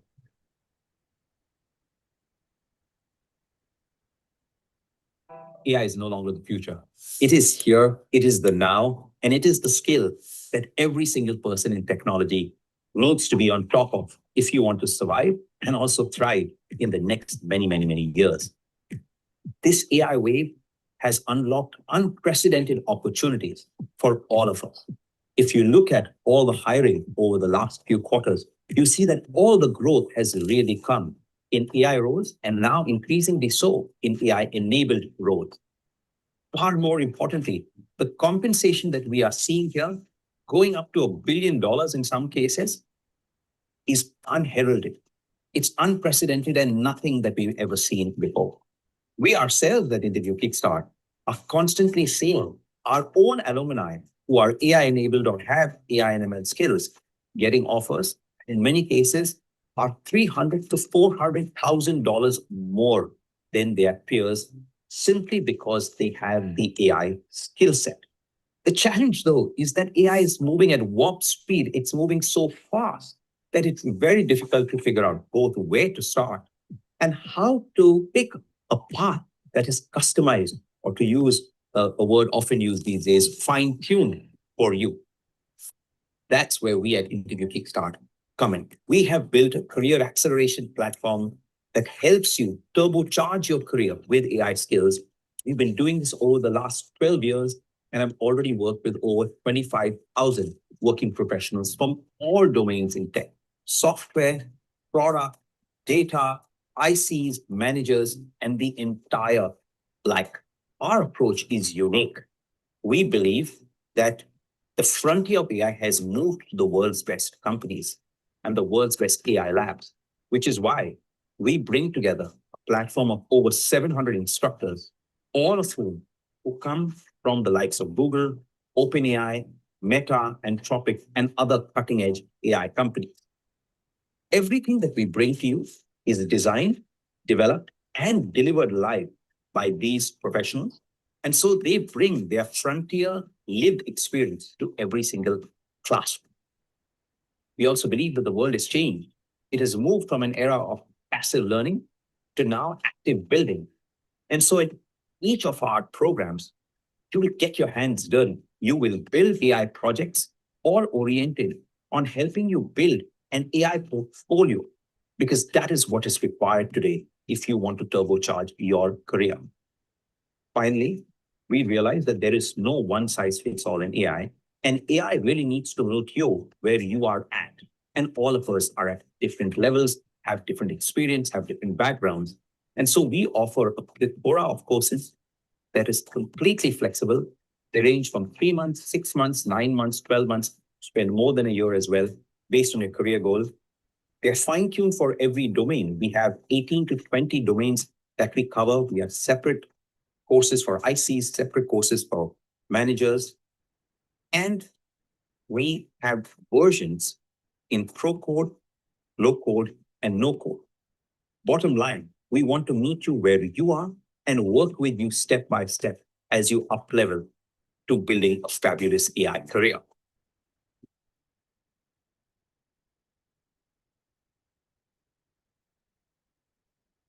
Yep. Nobody puts it better than how Ryan does. So hoping that all of you got the gist out of him. Now, to address the 4 stages of AI denial, and I think the fact that all of you have been here for 3 sessions and he's here on session last of AI Launchpad of May 2026, you guys are already in a place where you're trying out things, you are actually learning actively. So these are the 4 things which might not actually be very applicable to you, but you think about it, this could be something that your earlier selves related to. And if you're still in any of these denial stages, it's high time that you pack your bags and get going. So as Ryan was mentioning, we understand here at IK that no one size fits everybody. And if you think about it, the way the AI curve has been moving, the pace at which the market has been moving, it's impossible that we build one program and then essentially bring it onto you as a wide audience. And that essentially means we're not able to do justice to the claims that we're making, as well as to the kind of support that we want to bring to your career. So that's why the stages number 3 to stages number 5, which is where we actually want to help the engineers at, and people who are actually able to build up the required AI skills end up in roles like very coveted roles like AI software engineers, AI product managers, even modern ML engineers become the role you can target once you get accustomed to deep ML as well. So as given the kind of things that exist on the market and what the kind of hiring signals we've been getting from the side of our enterprise hiring partners, we actually have sliced and diced various combinations to arrive at the real key programs of the offerings that the tech folks in India actually need to make that next step in their career and become the hottest hire out there for any of the recruiters interested. So that's where the 3 major offerings that we make currently for the Indian subcontinent are the 3 that you see on the screen. Where the first one is the Agentic AI Accelerator Interview Lab, which is essentially a 12-week program where you're building out an AI portfolio. You get to actually build a prototype that is deployed on AWS in the first 4 weeks. Post that, you get to choose up to 4 projects, which are multi-agent systems building. And these are not like direct projects or tutorial level complexity we're talking about. These have been built in collaboration with PwC India, and we have real data sets coming in from the industry. The projects you'll be working on would have the same kind of complexity as what these consultants face in the deploying these projects in their use cases. So the best thing is you get something that's actually real world lookalike in your portfolio, and it's also being signed off by PwC India in addition to IK. But the only catch here is to be eligible for this program, you should actually have at least intermediate level of Python, because it's impossible for someone to come in and like start from scratch and build everything in a short span of 12 weeks, right? And what we want to achieve from this program is to leverage your existing expertise. But we understand also that for someone to crack an interview, it's not just about your skills, it's also about how much you can show your thinking and clearly. So that's why the interview prep from IK also becomes important. What it happens is you get up to like 15 different mocks with real SMEs. So basically, the day you're going into your interview, you have already sat on that seat, been looked at from the FANG lens. So you put your best foot forward and you go in prepared rather than like just guessing your very good shot at your career upliftment. Yeah. So now that brings me to the second offering that we have, which is a transformative Gen AI interview lab, EdgeUp 2.0, as we call it right now. It essentially is a complete system that can bring you from wherever you are in your career right now to being an AI pro in today's current interview market. And this one also comes with the interview prep lab. And at this point, with the latest launch, even agentic AI interview prep is involved with that. This also comes with a no code, low code, and pro code tracks that Ryan was mentioning in his code as well, in his video as well, which essentially enables you to pick and choose which domain you are in, the domain projects, the structured domain projects, so that at the end of the day, you graduate from this course being completely confident, right? All the way from the basics until being that really sought after hire. And then we also have the flagship ML and interview lab program, which is where someone who's looking into a transition completely into ML engineering at a deeper level are focusing. We have starting a batch on July and it runs for 11 months. So if someone who is here who also wants to get in-depth knowledge, that would be the kind of offering you should be considering. And this is the price point where we are at. But if you look at the first star here, it's like 50% refund. So that's the kind of confidence that we have on offering. So the idea is if you're not uh, able to secure what you set out to, despite going through the full course, maintaining the level of grades and attendance, then we actually believe that it's such a very difficult scenario to occur because we are with you. We are, in fact, often 50% refund out there for anybody who is an outlier. Yeah. We also have financing available. And then there's alumni scholarships, there's placement assistance with around 200 plus hiring partners in India. Because you essentially get inducted into a group which is in tandem or very closely working with a lot of FANG engineers. That opens up a lot of referral doors and network opportunities. So all in all, IK could actually become a fit which can take your career from where you are at currently to the next step that you're aspiring for. And the interview prep I was talking about, if you look at the list, there is 14 different domains, and the experience that I see is three for management, one for early career. So any interview you're walking into, you go in prepared exactly for what they are going to be asking you for. On top of it, the career services, we are with you until you make that transition. Yeah. So that brings me to the second session of AI Launchpad. Thanks for being with me, guys. And at the same time, I'll just stop sharing my screen once I am able to introduce Justin. So Justin comes with around more than 7 years of experience as staff engineer right now at Limerick. Hi, Justin. Thanks for joining in. And he's one of our most highly rated instructors out here. Every time a session happens, he comes out with the highest ratings. So all the best to everybody who's listening as well. And before I hand it over to him, I'm just giving you a heads up that I'll be running a poll right now about how many of you were there in yesterday's poll, yesterday's session as well as today's. So click yes on that as well so that we can keep better track. And welcome to the session, Justin. Thanks, Moin. In fact, I have to say that there are many instructors who are rated much better than me. So let's get started. Let's not start with very high expectations. I'm just trying to, give you an overview on LLM ops today, which means moving these LLM systems from your computer to production systems. So let's get started. So the thing is, I'll be sharing a repo with you, but with respect to implementation of the repo, we are actually doing it in AWS. So when we do this in AWS, it takes a lot of time to spin up all of our instances, all of our containers, all of our Kubernetes clusters, all of it.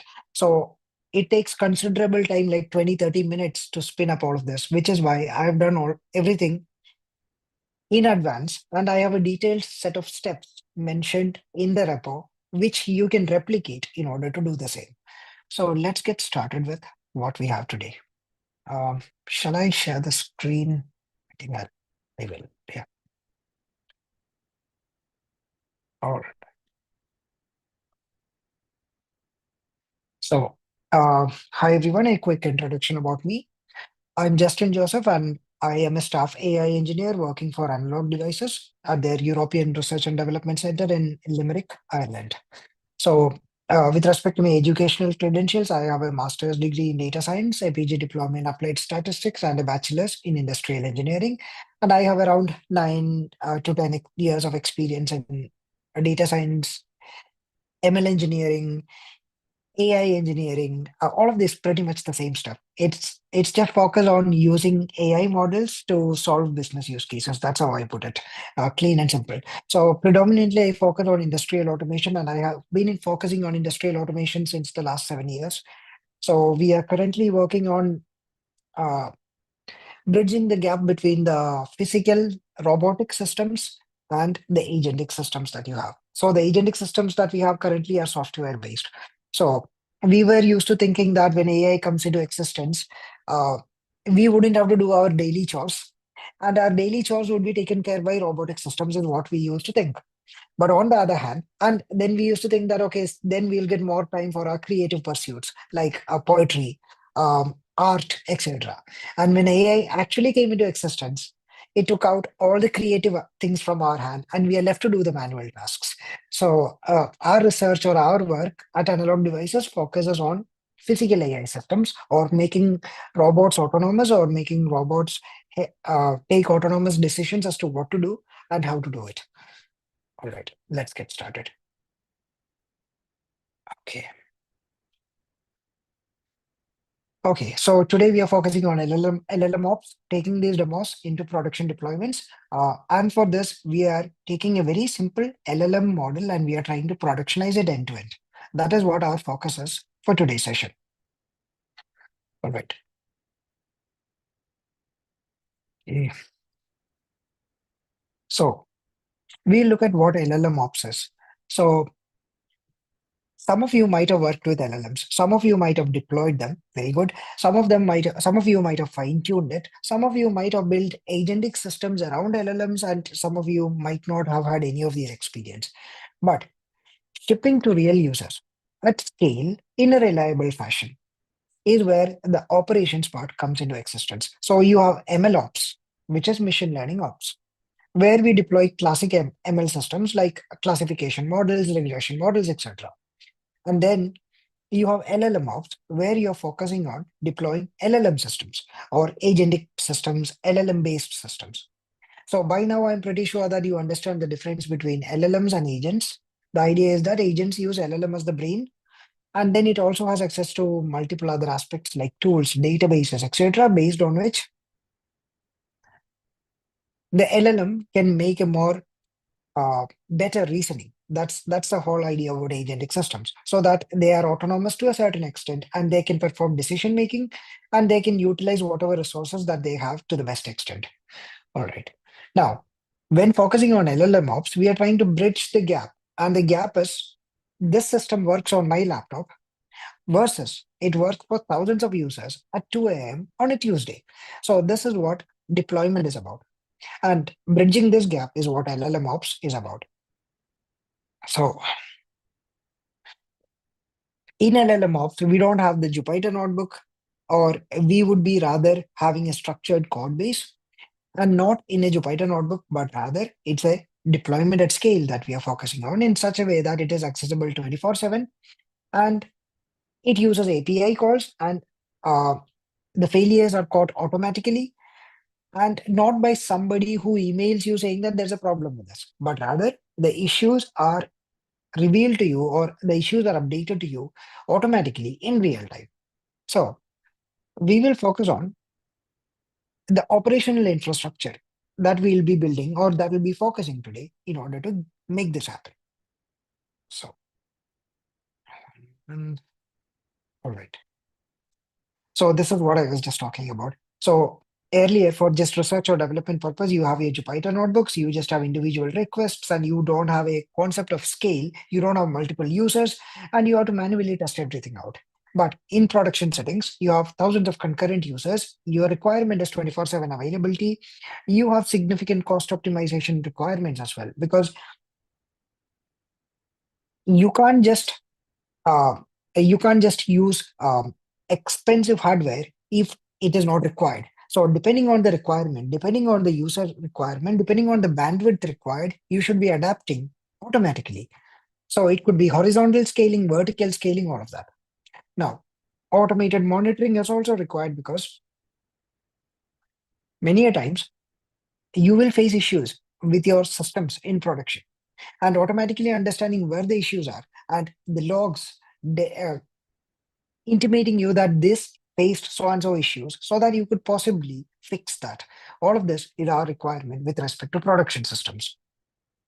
Now, the LLM of pipeline that we are going to build for one moment comprises of a tech stack comprising of BentoML, Docker, Kubernetes, AWS, and GitHub Actions. And we'll be talking about what each of them are, where each of them connects, how everything in a collaborative fashion comes into the big picture. So to start talking about all of this, we need to first start somewhere. And Dockerization is the part which is easiest to start with. So I'll be taking your questions later because if I have to take all of your questions right now, I would only get time to answer the questions. So, yep. So we need to start somewhere, and Docker is where we are starting with. So, yes, perfect. So we all have faced issues where an application works in my system or your system, but it does not work in your colleague's system, or it does not work on the GPU that you wanted to run it on. So we have all faced this issue, and Docker is a solution to that. So Docker packages all the required prerequisites along with your entire application so that your application, along with the complete environment, are combined into one portable unit, which you call as a container. And this container can be run on any system so that it is not just your application, but also the prerequisites or the requirements of your application bundled along with it. So when you look at it like this. So if you have a virtual machine is like renting an entire house that you want, and you get your own plumbing, electricity, and everything. But a container is like renting a room inside a shared house. You have your space, but you share the entire building's infrastructure. The containers are much lighter, and also the containers are easy to work with rather than working with the entire system. So this is the concept of containerization. And in order for containerization, you need to know three concepts. One concept is called the image. This image is like a recipe or a blueprint on how the containers should be spun up. And the container is the running instance. And then you have a Docker file. That is a set of instructions that is used to build this image.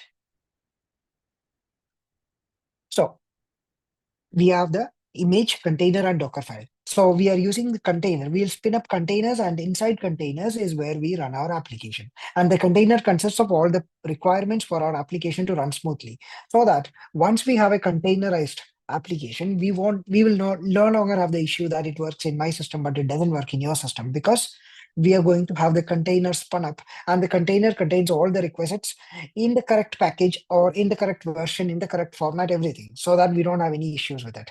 Because otherwise, you have a different Python version, I have a different Python version, I have a different package version, you have a different package version. All of this is going to be creating issues. And Docker mitigates everything. Now,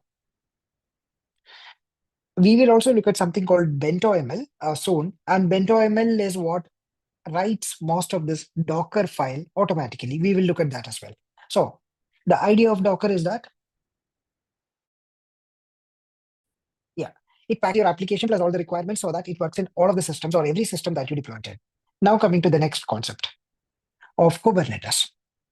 So if you have just one container, fair. But what if you need 50 containers, 100 containers? Or what if one of the containers crashes at probably 3 a.m. when you're sleeping? And that is what Kubernetes is going to solve. So Kubernetes is a container orchestration system. Consider that your Docker is just one shipping container, and Kubernetes is the entire pod that manages all the containers. And the Kubernetes decides which containers to go where, what containers to be restarted, what containers to be routed the traffic to. All of this is what Kubernetes decides. So, which is why it's called container orchestration. So, in Kubernetes, we have a few important concepts: pod, deployment, service, and scaling. So, starting with pod. The idea of pod is that pod is one or more containers that works together as a unit. And from a deployment perspective, this is a declaration of the desired state. Like, for example, I want 5 copies of this running. So that is the deployment part. And then there is service. Service is the network layer that lets other things talk to your individual pods. And then you have auto scaling rules. That means whenever the load goes up, you need to add extra pods. You need to remove those extra pods when the load goes down. All of this comes out to the horizontal or vertical auto scaling. So HPA is horizontal pod auto scaling, VPA is vertical pod auto scaling. So just understand that pod is the concept where you have more than one or more containers working together, and Kubernetes manages this, or Kubernetes orchestrates these containers. Now, we don't tell Kubernetes how to run the application. We tell it what we want. And Kubernetes figures out how to make this happen.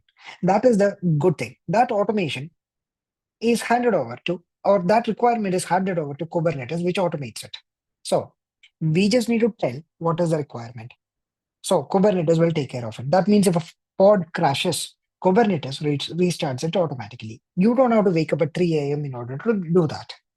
Now, if there is high demand coming into this picture, or high number of users coming into this picture, probably at another time zone while you're sleeping, you don't have to worry about it. Auto scaling of Kubernetes takes care of it. And the next one, the CI/CD. CI/CD is continuous integration and continuous deployment, and we are using GitHub Actions for this. And I'll also be showing you how it works soon. I'll be showing you that soon. All right. Now, what is CI/CD? So, when your code goes from your laptop to Kubernetes without a human having to do this manually, because manual deployments usually go wrong, or manual deployments usually have issues, because you might not be deploying in the same way that I am, but we might be working in the same team. And that is where continuous integration and continuous deployment are required. That means the idea is very simple. You make a change to the code, you commit it, you push it, and then the code automatically undergoes some specific tests. And if the tests are approved, then they are moved to production. So all of this automated. Now, there is something CI, which is continuous integration, and there is something CD, which is continuous deployment. Now, your continuous integration means every time you push the code, the automated builds happen. And after the building, it runs the tests. Now, in this process, the bugs are caught immediately so that it doesn't have to go to production and bugs are later caught in production. But the test cases are conducted automatically so that the bugs are caught first. And then once this code is approved, then the continuous deployment comes into play. If it passes all of these tests, then the code automatically gets deployed. No manual steps are required. No need to have any reminder or timer in your phone saying that, okay, this is when you need to deploy it. Nothing like that. So CI means continuous integration, automatic building, automatic testing. CD means after the automated testing, it automatically pushes this to production or deployment. So that is CI versus CD. You make a code change, you make a commit, it undergoes automated tests, CI. After that, automated deployment, CD. Okay. In our pipeline that we'll take a look at, we push the code to GitHub. I'll show you how that works. And then the GitHub Actions automatically runs the test suite that we have. The tests pass or the tests fail. If the tests pass, it builds a Docker image and it pushes the image to the Docker container registry, and it tells Kubernetes to roll out the new version that we have here. And the whole thing takes quite a few minutes, but it requires zero human intervention. And that is where your CI/CD pipeline helps you. We talked about Docker, we talked about Kubernetes, we talked about CI/CD. The next one being EKS. The idea of EKS is, see, if we have to run Kubernetes ourselves, it's a full-time job. But AWS EKS, which is the Elastic Kubernetes service from AWS, this is managed Kubernetes. So it's like the pod analogy that I was talking to you about earlier. So if we have to run the pod, if we have to take care of the pod ourselves, where our pod has containers, it is going to be a full-time job. But rather, we are abstracting it one more level by incorporating AWS EKS. So AWS will handle the control plane, the security patches, the high availability, the infrastructure for scaling. All of this is taken care or provided on demand by AWS EKS, where it is the Elastic Kubernetes service. Now, think about it like this. We manage the LLM service, or if we manage the worker nodes, the computers that actually run these containers are your worker nodes. Now, consider this to be something that takes away the requirement of managing everything by our own to managing automatically. And that is where EKS comes into existence, and that is where EKS helps us. So, like I said, providing the handling the control plane, ensuring the high availability, providing the infrastructure on demand for any scaling requirement. All of this is what EKS takes care of. Now, the next one is Helm. So, when you look at Helm, I think this is the last tool that we have. So, when we look at Helm, this Kubernetes, whatever Kubernetes that we talked about earlier, is configured completely through the YAML files. Or YAML files are like your JSON files or like your TXT files that has the complete configuration provided. So consider it like your JSON files, configuration files. Now, there are a lot of YAML files required. Helm is the package manager for Kubernetes. Like, for example, you have pip in Python or npm for JavaScript. Similarly, Helm is the package manager for Kubernetes. And this Helm is going to bundle all of the YAML configurations into a single package called a Helm chart. And this Helm chart lets you deploy everything with just one command. And why is it not written here? All right. And that command is Helm upgrade install LLM service charts, wherever your charts is. So this one line is going to set up your complete deployment, networking, auto scaling rules, and environment configuration. All of this in this one single line. So the idea is Kubernetes requires a lot of YAML files.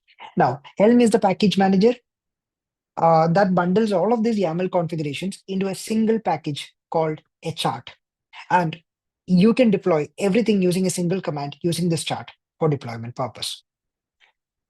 All right. So I just wanted to talk about all of these concepts like Docker, Kubernetes, EKS, Helm.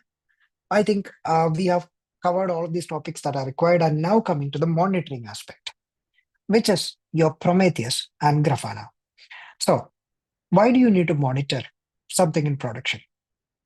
Even your classical software engineering models require monitoring, not models, software engineering code requires monitoring to see if it is working as expected. And your machine learning models or your deep learning models or your LLMs require constant monitoring because it can face issues with the predictions that it gives. It can face issues with the performance, latency. It can face issues with the hardware being used. It can tokens being used. It can face issues with any other metrics like the user feedback or anything. All of these metrics and all of these different aspects have to be observed. And for this observation purpose, you have Prometheus. And for the visualization purpose, you have Grafana. So Prometheus is the metrics collector. So every 15 seconds or something like that, it scrapes the metrics So your service has a metrics endpoint. It has a metrics endpoint. And this metrics endpoint is scraped by Prometheus every 15 seconds and stores that as data, as a time series data. And then Grafana takes this data and turns that into dashboards, alerts, visualizations, etc. So scrapes metrics and Grafana shows the graphs. So visualization purpose, Grafana, Prometheus for the metric and data collection.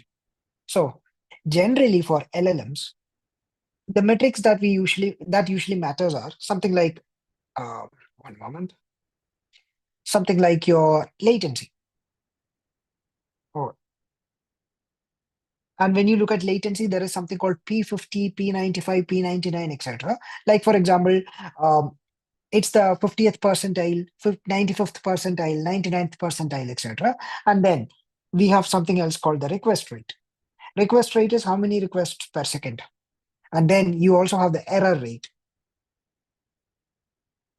You have the resource usage, how much CPU is being used, how much memory is being used, all of this.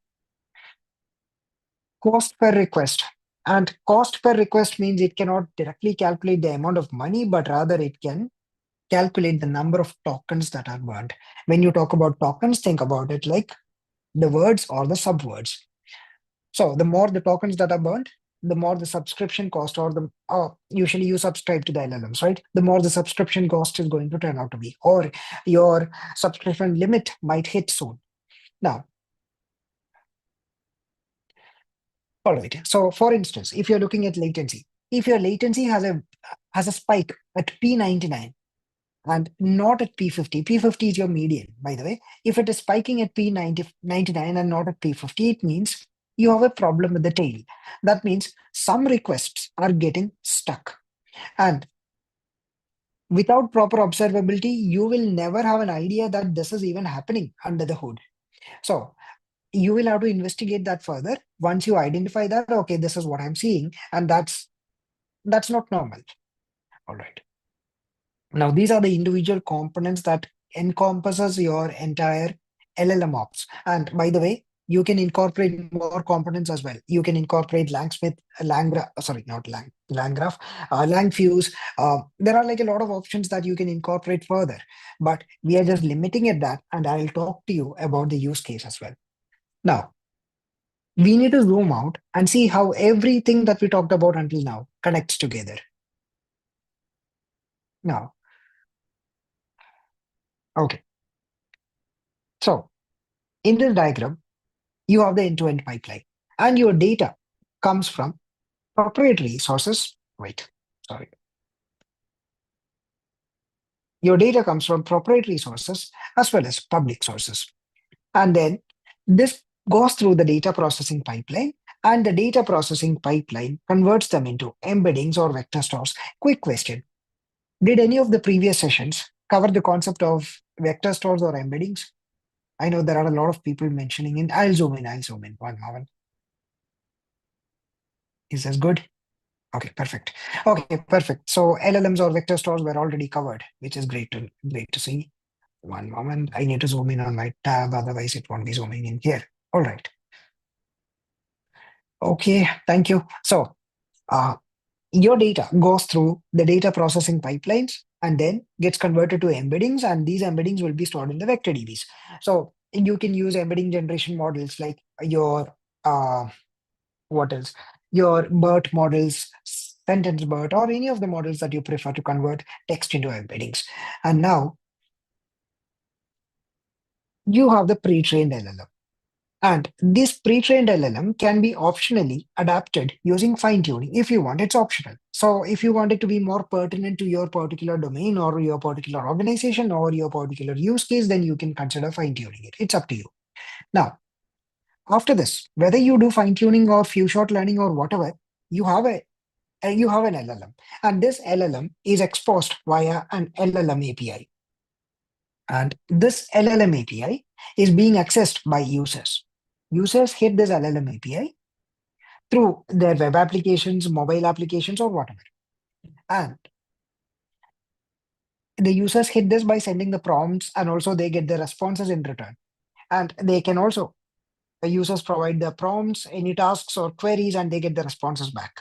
Now, the user also has a provision to provide a feedback wherever required. And this feedback can be used for training through something called RLHF, for reinforcement learning from human feedback. So the idea of reinforcement learning through human feedback is a little tricky, but the idea is that, see, ChatGPT usually once a while asks you whether this was good or whether this was bad, right?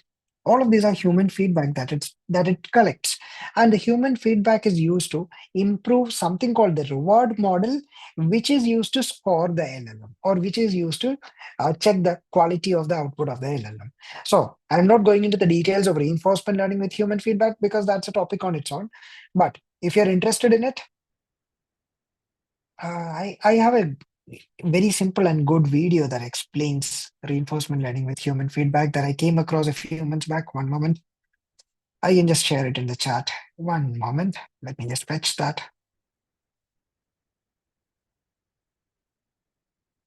RLHF. Yep, got it. I'm not promoting anybody's YouTube channel or anything, but this is honestly a video which I found useful. Rohit, you are right. The image is not clear for some reason. I have no idea. In my tab, it looks quite good, but in the PC, when I zoom in explain everything, it loses the clarity. I'm very sorry about that. I have no clue what's happening. I think it's a problem with the website that I'm using, because even in the same website, when I zoom in my writing tab, I'm getting a good clarity, but not on the website here. Sorry about that. Okay. All right, let's continue. Okay. So we were talking about the mobile or web applications, and we were talking about the prompts. Where did we stop?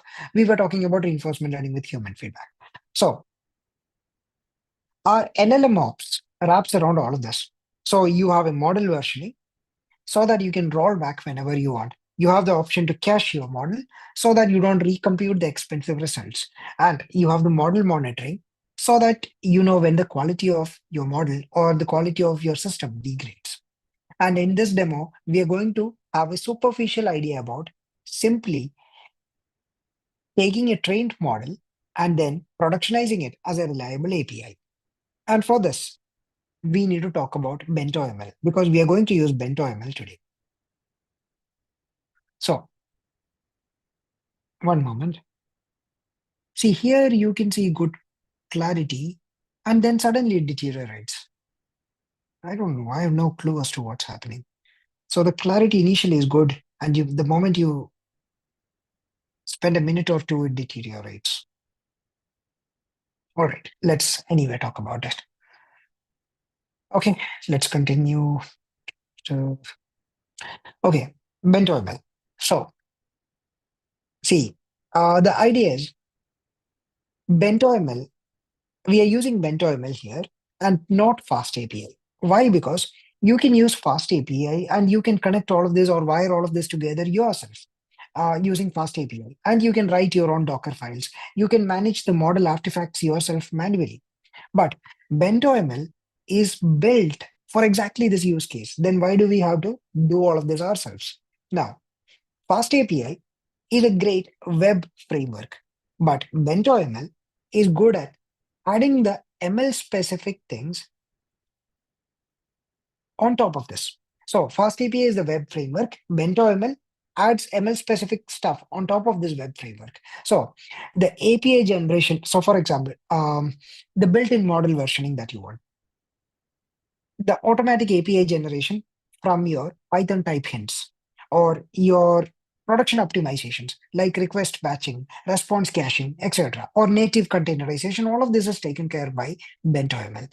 So it also writes your own Docker file and it hooks your system easily into Prometheus for monitoring purpose as well. So Bento ML helps you have an easy integration with the Prometheus. This is what I just mentioned. And it supports the native containerization. And also uh, it gives the production optimizations like request batching, response caching, etc. And all of this is handled automatically. So which is why we use Bento ML. And let's just go into the code for now for a moment. So this is the pipeline that you have. Let me just share the pipeline in the chat here. Now, this is the URL. I've just shared the link in the chat. So this is the link. And in this link, we are having an LLM Ops real-time inference pipeline. And in this, one moment.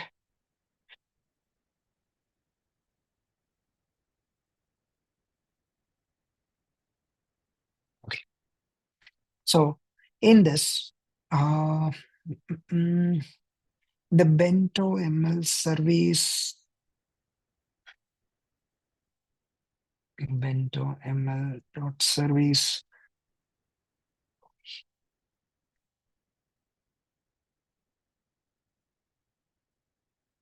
One moment. Let me just pull that code up.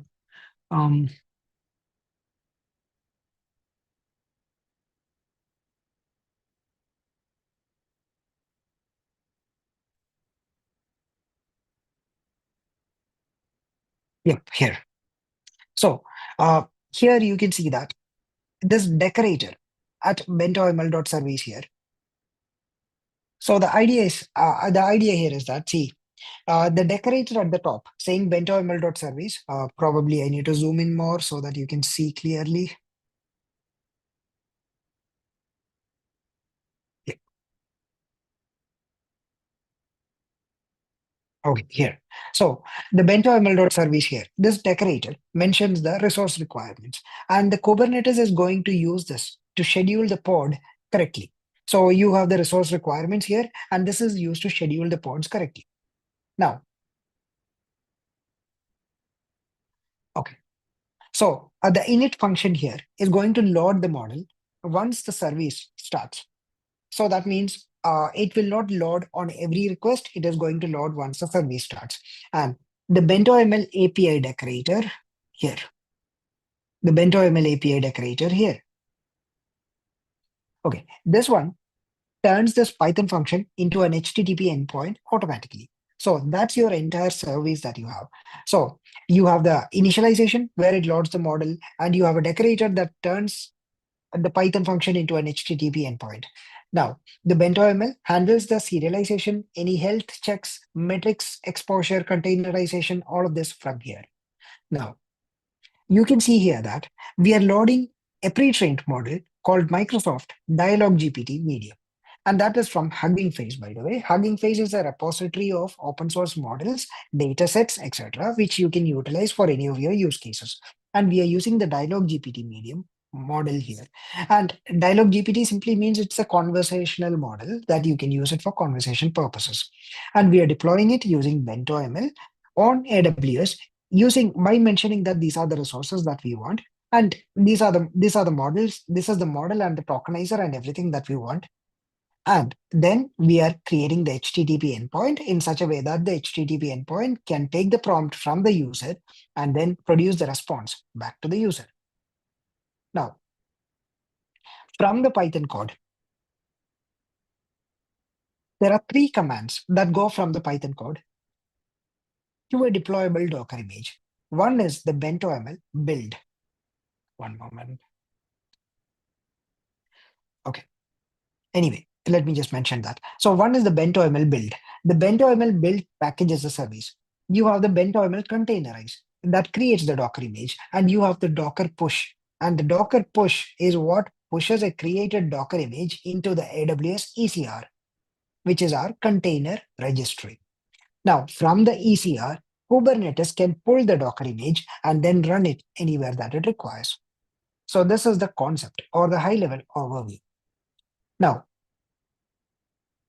if you just go here, you can see the detailed README file, starting with how to deploy this locally, going all the way till how to deploy it on production level systems. So starting with EKS, going with the Helm deployment, managing the pods, then going for the BentoML operations. This is the BentoML build that I talked about, which is the building the image and then listing the images that you have, and then it serves locally by providing the endpoint. And then if you want to containerize and you can push it into ECR, you can use that with BentoML as well.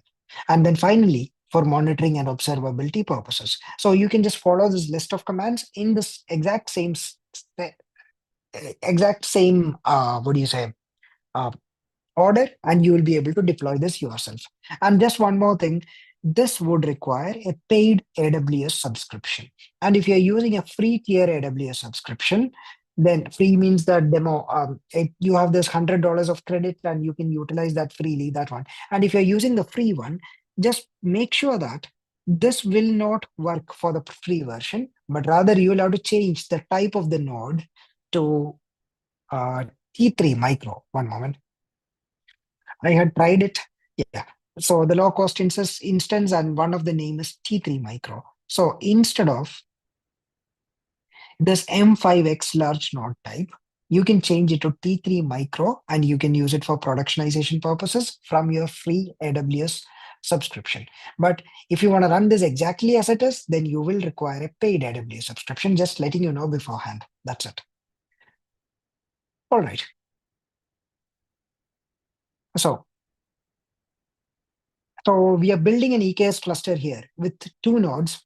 We have the BentoML service, we have the GitHub Actions pipeline, we have the Helm charts, we have the monitoring stack, etc.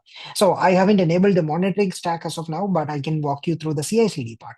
Now, when we run the BentoML serve, this one here, the BentoML serve. Okay, so when you run the BentoML serve LLM inference, this starts a service on your local host. Now, you can test your endpoint there without touching any cloud infrastructure. So it is like your inner dev loop, which you can use to test it.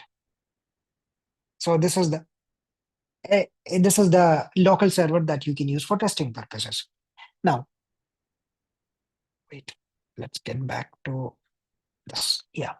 Right. So when you make any code change, so you clone this repo, when you, so I don't think you can make it because I have access to it. You can create a copy in your own one, and then you can try to make changes to it. So when you make a small change in your own code base, what happens is when you commit something, so this push is going to trigger your entire CI/CD pipeline.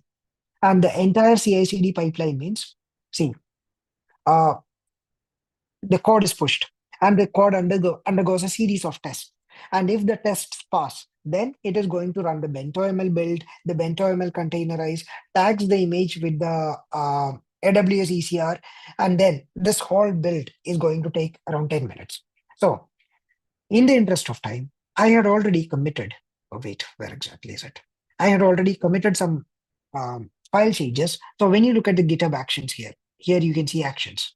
When you open the actions, it'll take you here. And you can see that I had tried multiple commits. Initially, I had made a few commits, and you can clearly see here that these commits failed because you can see that there is a red X indicating that something failed. And when you open it, you will be able to see where it failed. Wait, my bad. Oh, the logs have expired, it seems. Yeah.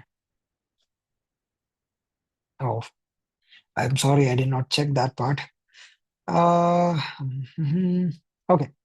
Anyway, so initially it threw an error saying that it did not have enough resources. Then I had to increase the resources that I had, or I had to change the hardware or upgrade the hardware that I had so that it could run the checks sufficiently. And what are the checks that it runs? Those checks are mentioned, or those tests are mentioned here in the GitHub workflow, in the YML file. You have the set of steps. And in this set of steps that you have here, you can see that there is a name for, there is a name for each of this check.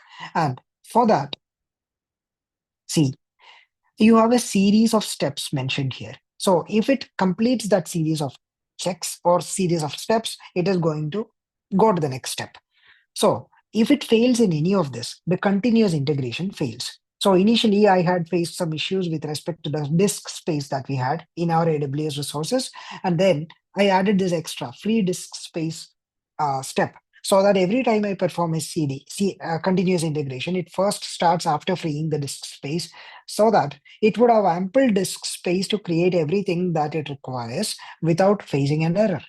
So we were able to complete this, or we were able to perform the deployment successfully after fixing those issues. And you can see here that it gives a green tick indicating that we were able to successfully deploy it without any issues. But the initial deployment, we had faced issues and it did not work because of the disk space issue predominantly, if I remember right. All right. So I just wanted to show you the CI/CD part. Now, yeah. So once the CI is passed, then it is going to, the pipeline is going to simply call the Helm charts install part, and then the Kubernetes pods are launched, and then the auto scaling. It performs a load testing and auto scaling, which is implicit, which is written in the code here, and then finally you can also have the monitoring with Grafana. So I know we talked about a lot of things. I just wanted to emphasize more on the CI/CD part. Now, if you want to take a look at the application that we have, I did tell that it is simply productionizing this model. That means it's just text in, text out. And we are providing a very basic UI as well for this so that it'll look like this. So this is the LLM inference service that you will deploy. And you can ask a query to it and it is going to generate a response. This is a conversational chatbot, which is trained to converse in a very light-hearted manner. So you can't ask about probability theory or theory of relativity to it and don't expect it to answer. The answer is going to be conversational, sarcastic, comical. In fact, it won't be used for, information gathering purposes. So I just wanted to take an LLM available, deploy it, and then show you how it looks like. So this question is, what is deep learning? And the response it generated was, it's a software used to help with neural nets. And you can ask another question and click on generate response, and it is going to generate yet another response. Sometimes the response makes no sense, but that is on the model. That is not on your deployment. So I just asked the same question again, and it is mostly going to give me a meaningless answer. See.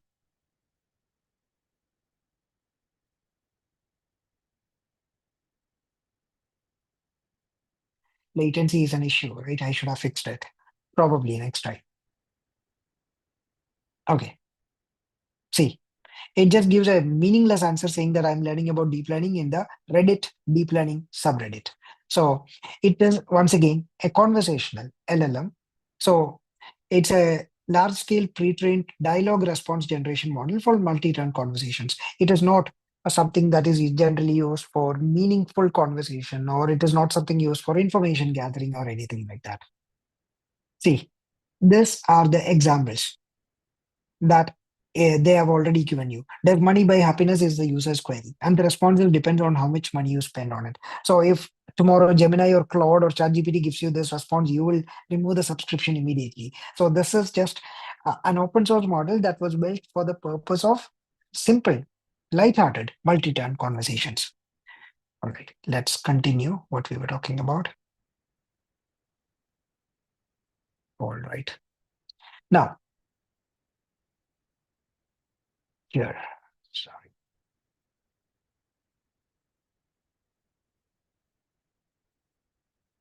So we were talking about this, and we also talked about the BentoML service interface.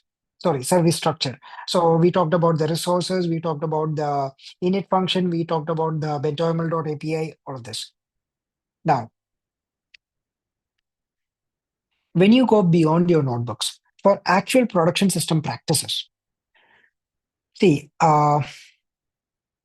you need to version every model deployment so that if any issues are there, you can roll back instantly. And before the complete rollout, you need to have an A/B testing. Now, deploy 10% of traffic at first, and then set resource limit in your Kubernetes. Otherwise, it'll eat your entire cluster or your entire, what do you say, credits or whatever, and then implement the health checks. And Kubernetes cannot route around a broken pod, which it doesn't know that it is broken. So in order for it to know that it is broken, you should be implementing some health checks. And similarly for cache as well, for cache purposes, your LLM workloads will result in a lot of cache. So you need to ensure that the cache is either summarized or the cache is taken care of or the cache is periodically cleared. Now, Bento ML natively supports this to a great extent, but still I'm just letting you know this. Now, usually the issues that we see in production is not setting resource limits. So that means your nodes are getting full, your pods will get evicted, etc. Now, no health checks. Your Kubernetes will attempt to keep routing to a dead or a broken pod. Now, without health check, it cannot revive it because it needs to know that it is dead in the first place. Now, ignoring monitoring. That means you're facing issues with latency. You're facing issues uh, with resource usage, etc. And without monitoring, you will get to know this only when somebody intimates you. Some developer goes into the rabbit hole, figures this out, and informs you. And then manual deployment, human error or human disparity is going to be a big problem. So never use manual deployment, always go for CI/CD. Just letting you know. Now, we already discussed Docker part. So I'm not going into the Docker part once again. Then what else? Kubernetes, we talked about Kubernetes multiple times. Why use Kubernetes for auto scaling, self scaling, load balancing, resource management, all of this. GitHub Actions, we already saw it. Testing, uh, pushing it into pushing the code, test, automated build, automated deployment, all of this. Now, we already talked about Helm uh, and observability as well. What is Prometheus? What is Grafana? We talked about in detail. Now, yes. And we already looked at the deployment. We looked at the Git push or what happens when you push it. The CI/CD pipelines, we saw it. That means sometimes it fails depending on whether it passes your test cases or not. Sometimes it passes depending on how your test cases are created. Now, the load testing and auto scaling, we already saw how Kubernetes does that.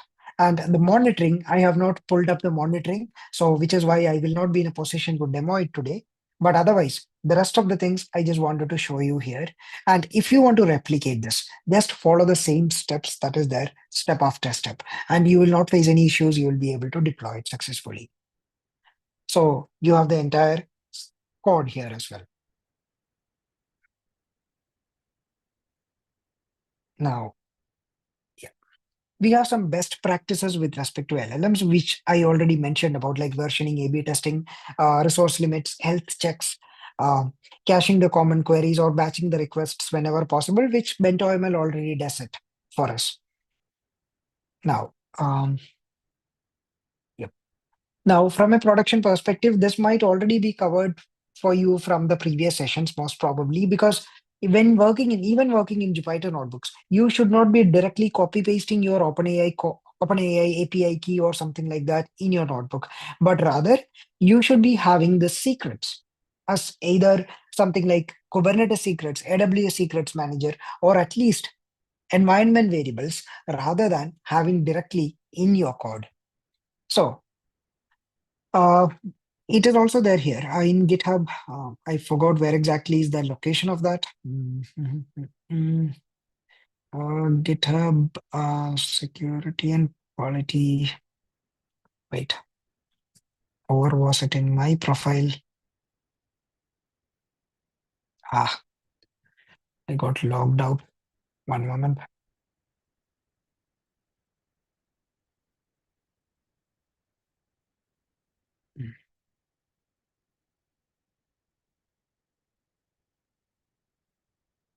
Mm,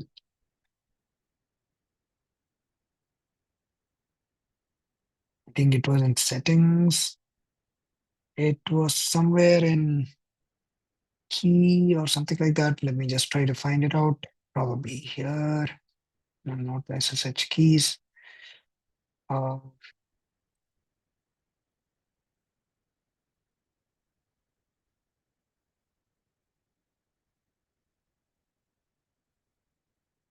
not the paths.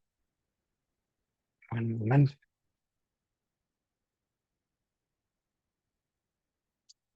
I think it was in GitHub Actions.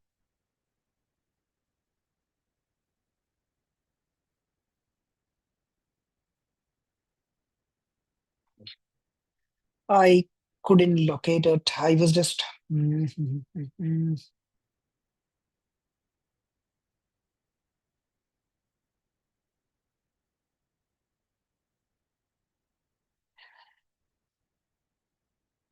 Secrets and variables here. Yeah.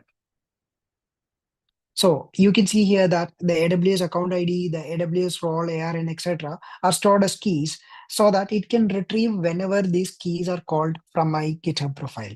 So I don't have to explicitly mention this as a string in any of my code or even as an environment variable separately. So you can give proper GitHub keys here as the repository secrets, which can be used in your code base directly by calling those variables. That's it. So this is the secrets management that was mentioned here, so that you don't hard code any of your secrets. And what else? Yeah, and also use network policies so that you can restrict how your different pods can communicate with each other. And also, you can have any authentication and rate limiting in your API, and you can log everything for audit purposes. So logging is of primary importance, especially with LLMs, because when you build LLMs, when you have LLMs, logging is important, input and output. But when you have agentic systems, logging is even more important because it is not just LLMs conversing, it is LLMs, tools, databases, etc., that are called at different stages based on the different requirements. So you need a proper log in order to understand what happened, what kind of flow happened, so that you will be able to rectify issues, if any. All right.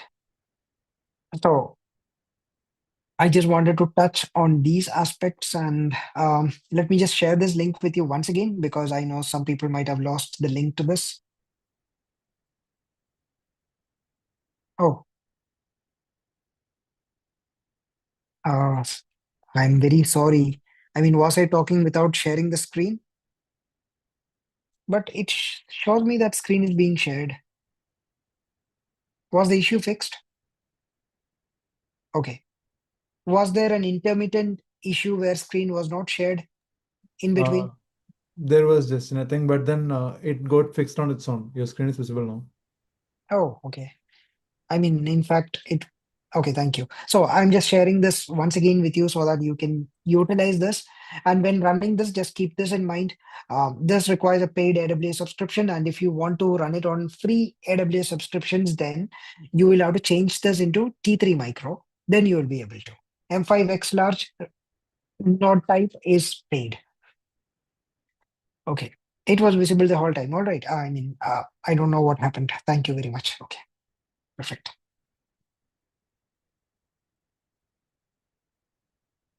Deepak, yeah, thanks for the small talk. I'm wearing a jacket in summer. And the Ireland summer is very different from the summer where I grew up in. So the summer here is kind of probably 18, 16 degrees. So it's not a jacket, it's just a fleece. So I'm still getting used to it. It's just been 1 year since I moved here. And during the peak winter, I was once again in India. So yeah, that's it. All right. Uh, so this is about the deployment aspect, and we are using BentoML. We are using uh, Docker. Dockerization is of utmost importance. So even before you go for deployment, I want you to be comfortable with Dockerization and what Dockerization is and how to Dockerize a simple application. Nothing complex. It's actually very simple. And with Claude, Gemini, all of this, these days, Dockerization or anything, things are very easy, but it's a good practice that you should be doing it. And then you're using Kubernetes um, for the containerization purpose. You're using EKS for managing this. Then you're using Prometheus and Grafana for visualization parts. What else? And Helm for your creating the Helm chart. That means your EKS requires a lot of YAML files. So creating all of this in one go, Helm really helps you with that. Okay. So I know we talked about a lot of components, but you can even keep it simple. You can just have the LLM, Dockerization, and then containerization. Sorry, Kubernetes. That might suffice initially. But if you want to go for a better and scalable production deployment, then you will need to have other aspects like EKS, monitoring purposes, monitoring aspects, and then the Helm charts so that that can also be automated. Right. So I just wanted to cover these aspects with you. See, I really wanted to do this with you parallelly, but like it had told you, this one alone is going to take me a solid 30 minutes. And similarly, when I run the, what do you say, the code push, uh, depending on the code I'm pushing, it might fail. Or if it is proper, it is going to pass all the test cases, then it is going to succeed. So I just wanted to show you a few instances of that as well. So I had it already. So which is why I did not bother doing it again right now. So, all right. So I just wanted to cover all the components that we used and how they work with each other in this. Okay. So a quick recap on whatever we told. Bento ML built for model ML serving purposes. So Fast API is generally built for serving any application. Bento ML is more ML specific. Docker for consistent environments, for mitigating the issue of it works here, it doesn't work there. Kubernetes for scaling, auto scaling purposes, reliability purposes of your pods, etc. CI/CD, ensuring that not every code goes into the, I mean, not every code updates your code base, but only if it automatically, only if it mitigates all of the test cases and everything. Monitoring to ensure that the model or everything is working as expected. And auto scaling is depending on the user requirement, it scales horizontally or vertically. All right. To deploy full stack, how much cost it comes? Um, okay, totally. That's a very, very subjective question, to be honest. So if you just want to do this once, okay, I think I ran it for a few hours and it was working fine, and it raked me a bill of around 150 rupees. So it was absolutely fine. I did a lot of testing in between. So all of this inclusive, it came up to only that much. So I just wanted to let you know. And if you're talking about general full stack deployment, I can't say. It totally depends on your what you're deploying or what model you're using. How much resource does it consume? How much it is used? All of this. Okay. All right. So are we on time, Moin?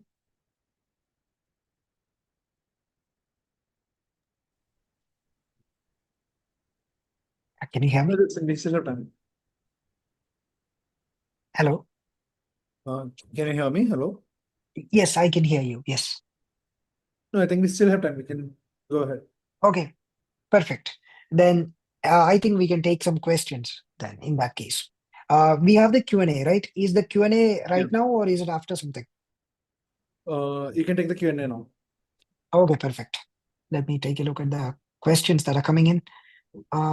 Yeah, approximate. The approximate is what I just mentioned about this application. I ran it for around 7 to 8 hours with extensive testing. And in all of this time, it took me a total of 150 rupees. So I had multiple requests thrown at it. I had multiple multi-turn conversations with it. All of this inclusive. It took me around, and also multiple attempts of accessing this endpoint. So that means scaling would also have happened. All of this inclusive, it came to around 150 rupees or something for me. So I hope I answered your question with that.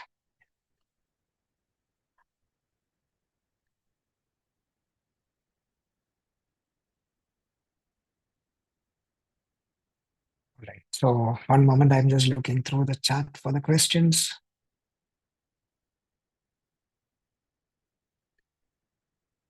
Okay, I see something in the Q&A. One moment. How is A/B testing automated in CI tools? So, okay, are you referring to the stages? So automation, like what stages do it usually focus on? Is that what you're asking about?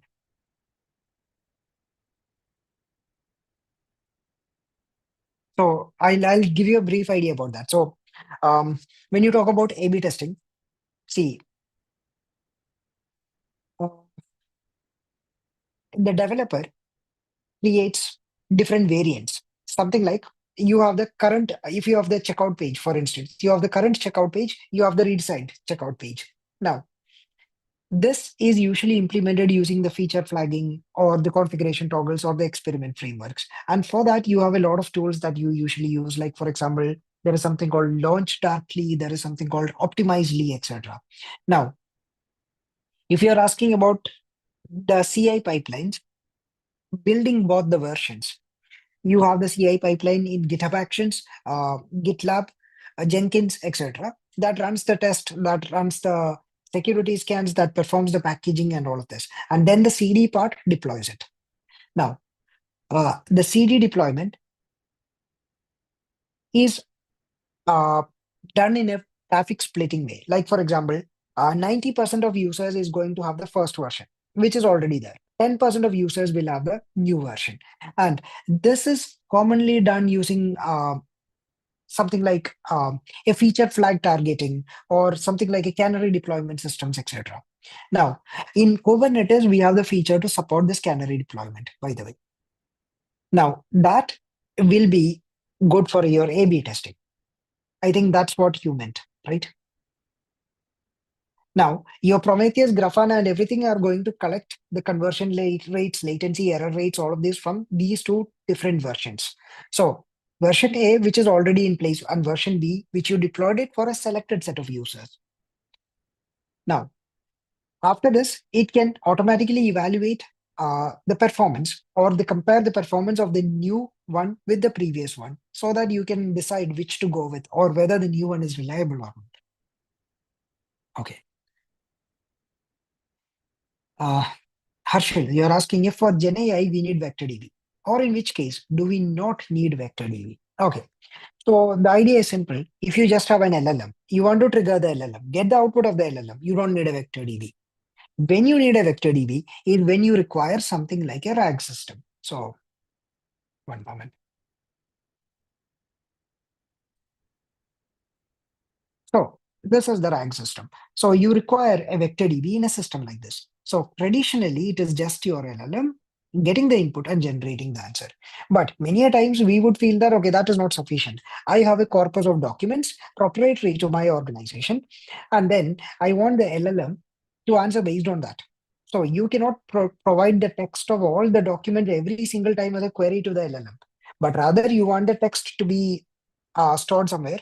And when the LLM gets a question, the LLM has to check this corpus to see which documents are useful to answer this query and then use that documents to respond to this query. In such a scenario, you will be converting the text or the data that you have into embeddings and store them in vector DBs. Why? Because any kind of comparison, your compiler can do only with numbers. And you need a numerical format or numerical representation of your data. And that numerical representation of your data is the embeddings that you're creating, which you're storing in the vector DB. So that whenever a question comes, your system can retrieve the most similar documents, which is the retrieval in the RAG, most similar documents, and these most similar documents can be used to augment the query. So earlier the question would be, which product do I require for this use case? Now, after the retrieval, you have the content of the documents, which can help with this. The textual content of the document is added as a text to this user query, and this complete text is passed to the LLM. Now the LLM has more context to answer from, and then it generates the answer. So in such scenarios, any scenarios where you require some similarity comparison or something like that, you will require vector DB, because vector DB stores the embeddings, which are the numerical representation or the meaningful numerical representation of your unstructured data, where your unstructured data is text, images, audio, whatever. All right. Okay.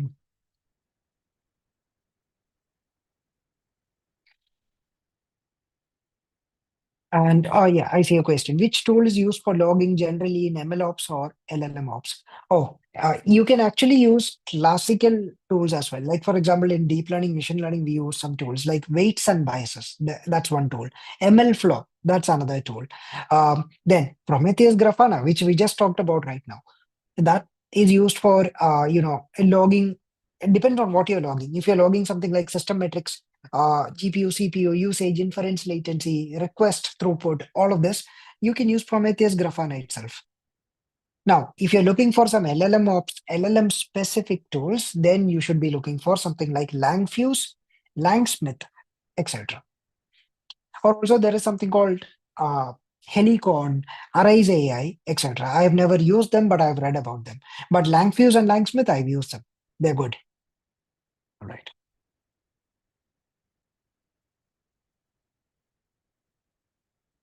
Okay.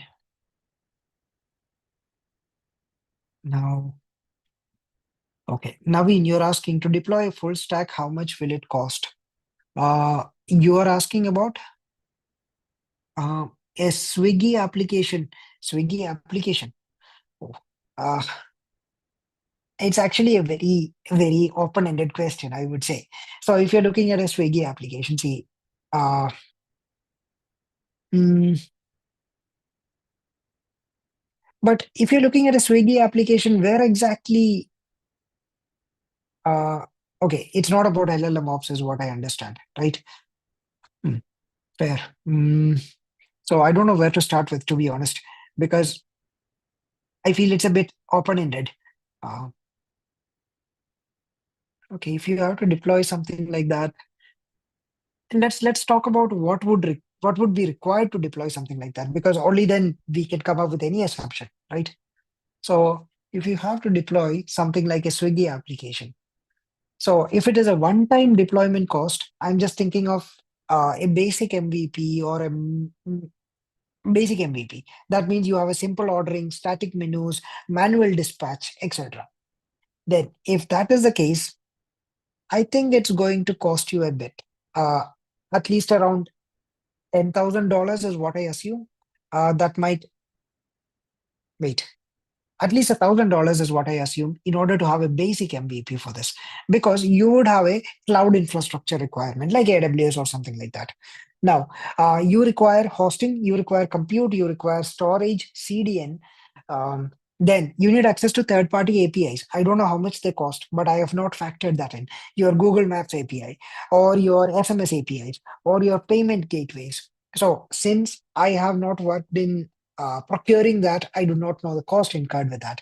I'm just talking about the AWS aspects. Then this is not done. Maintenance, support. You have to fix bugs. You have to probably provide updates, security patches. So uh, industry standard with respect to those is usually around 15% or 20% of the original deployment cost. So you need to factor that in. So factoring all of that, I'm pretty sure it'll run into at least a few thousands of dollars. Probably around $3,000 to $5,000, I assume, by factoring all of these in. But I was just wondering, yeah. Okay, anyway, that was an interesting question. I mean, I've never thought of it from that perspective. Okay. All right. So yep, we have a few interview prep questions as well here. Hope you can see the screen. Okay. So let's wrap this up as well, and then we'll go ahead. So, yeah, the zero downtime deployment. Okay, wait. The zooming goes out periodically. Okay, cool. Hope you can see it. So the zero downtime deployment. So what does zero downtime deployment mean? So see, such a question in an interview has four parts. First thing that you will be talking about is multiple replicas. We already talked about that. Then you can talk about a rolling update strategy such that your max available is equal to zero. Then your readiness, your readiness probes, your readiness probes should be in such a way that your traffic only hits the pods that have finished loading the model, so that those pods that are not yet active will not be used for such purposes. And also, you should have graceful shutdown options so that before any old pod is going to die, you will complete any of the in-flight requests. So if you incorporate all of this, the multiple replicas, rolling update strategy, readiness probes, as well as graceful shutdown, then you will be focusing on zero downtime window. So if you want to look into the description of that, you have the description in the PPT and it'll be shared with you soon after the session. Now, can LLM serving costs, can LLM serving costs, cut LLM serving costs by 40% without losing reliability? Where do you start? So in order to cut the LLM costs, so see, first you need to understand the cost per token. Then without measuring, you will not be able to do any optimization.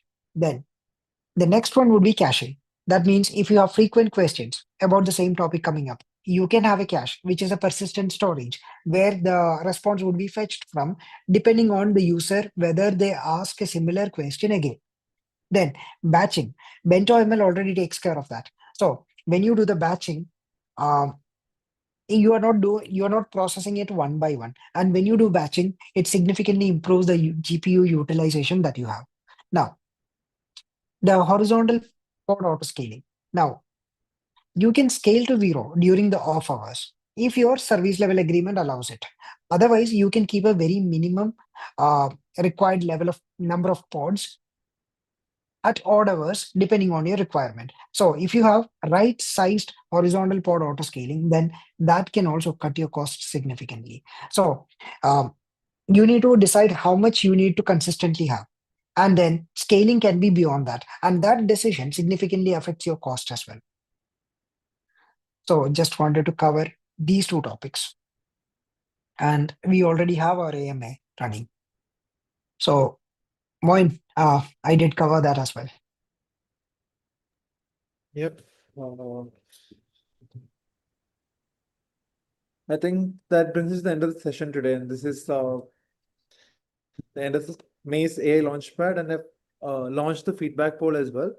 And thanks, Justin, for taking our time. Very interesting session out there, and particularly loved that Swiggy question that came up. Yeah, it caught me a bit off guard, but I hope I answered satisfactorily because there are a lot of moving Definitely. parts with respect to it. Yeah, thanks for that. Yeah. Yep. And for all the participants who are still here, if you have more questions, there's also a link or the way to reach out to our program advisors. They would be more than happy to help you out with any of your queries. So they've also been equipped with all the related documents of the 2-day event. So they might be your single point of access who could actually help you out with any queries that you have regarding any links or recordings or whatsoever. Thanks a lot, everybody, for being here with us today. Have a great day. Thanks, Abhinav, also. Like, that's a lot of questions that he answered on the Q&A.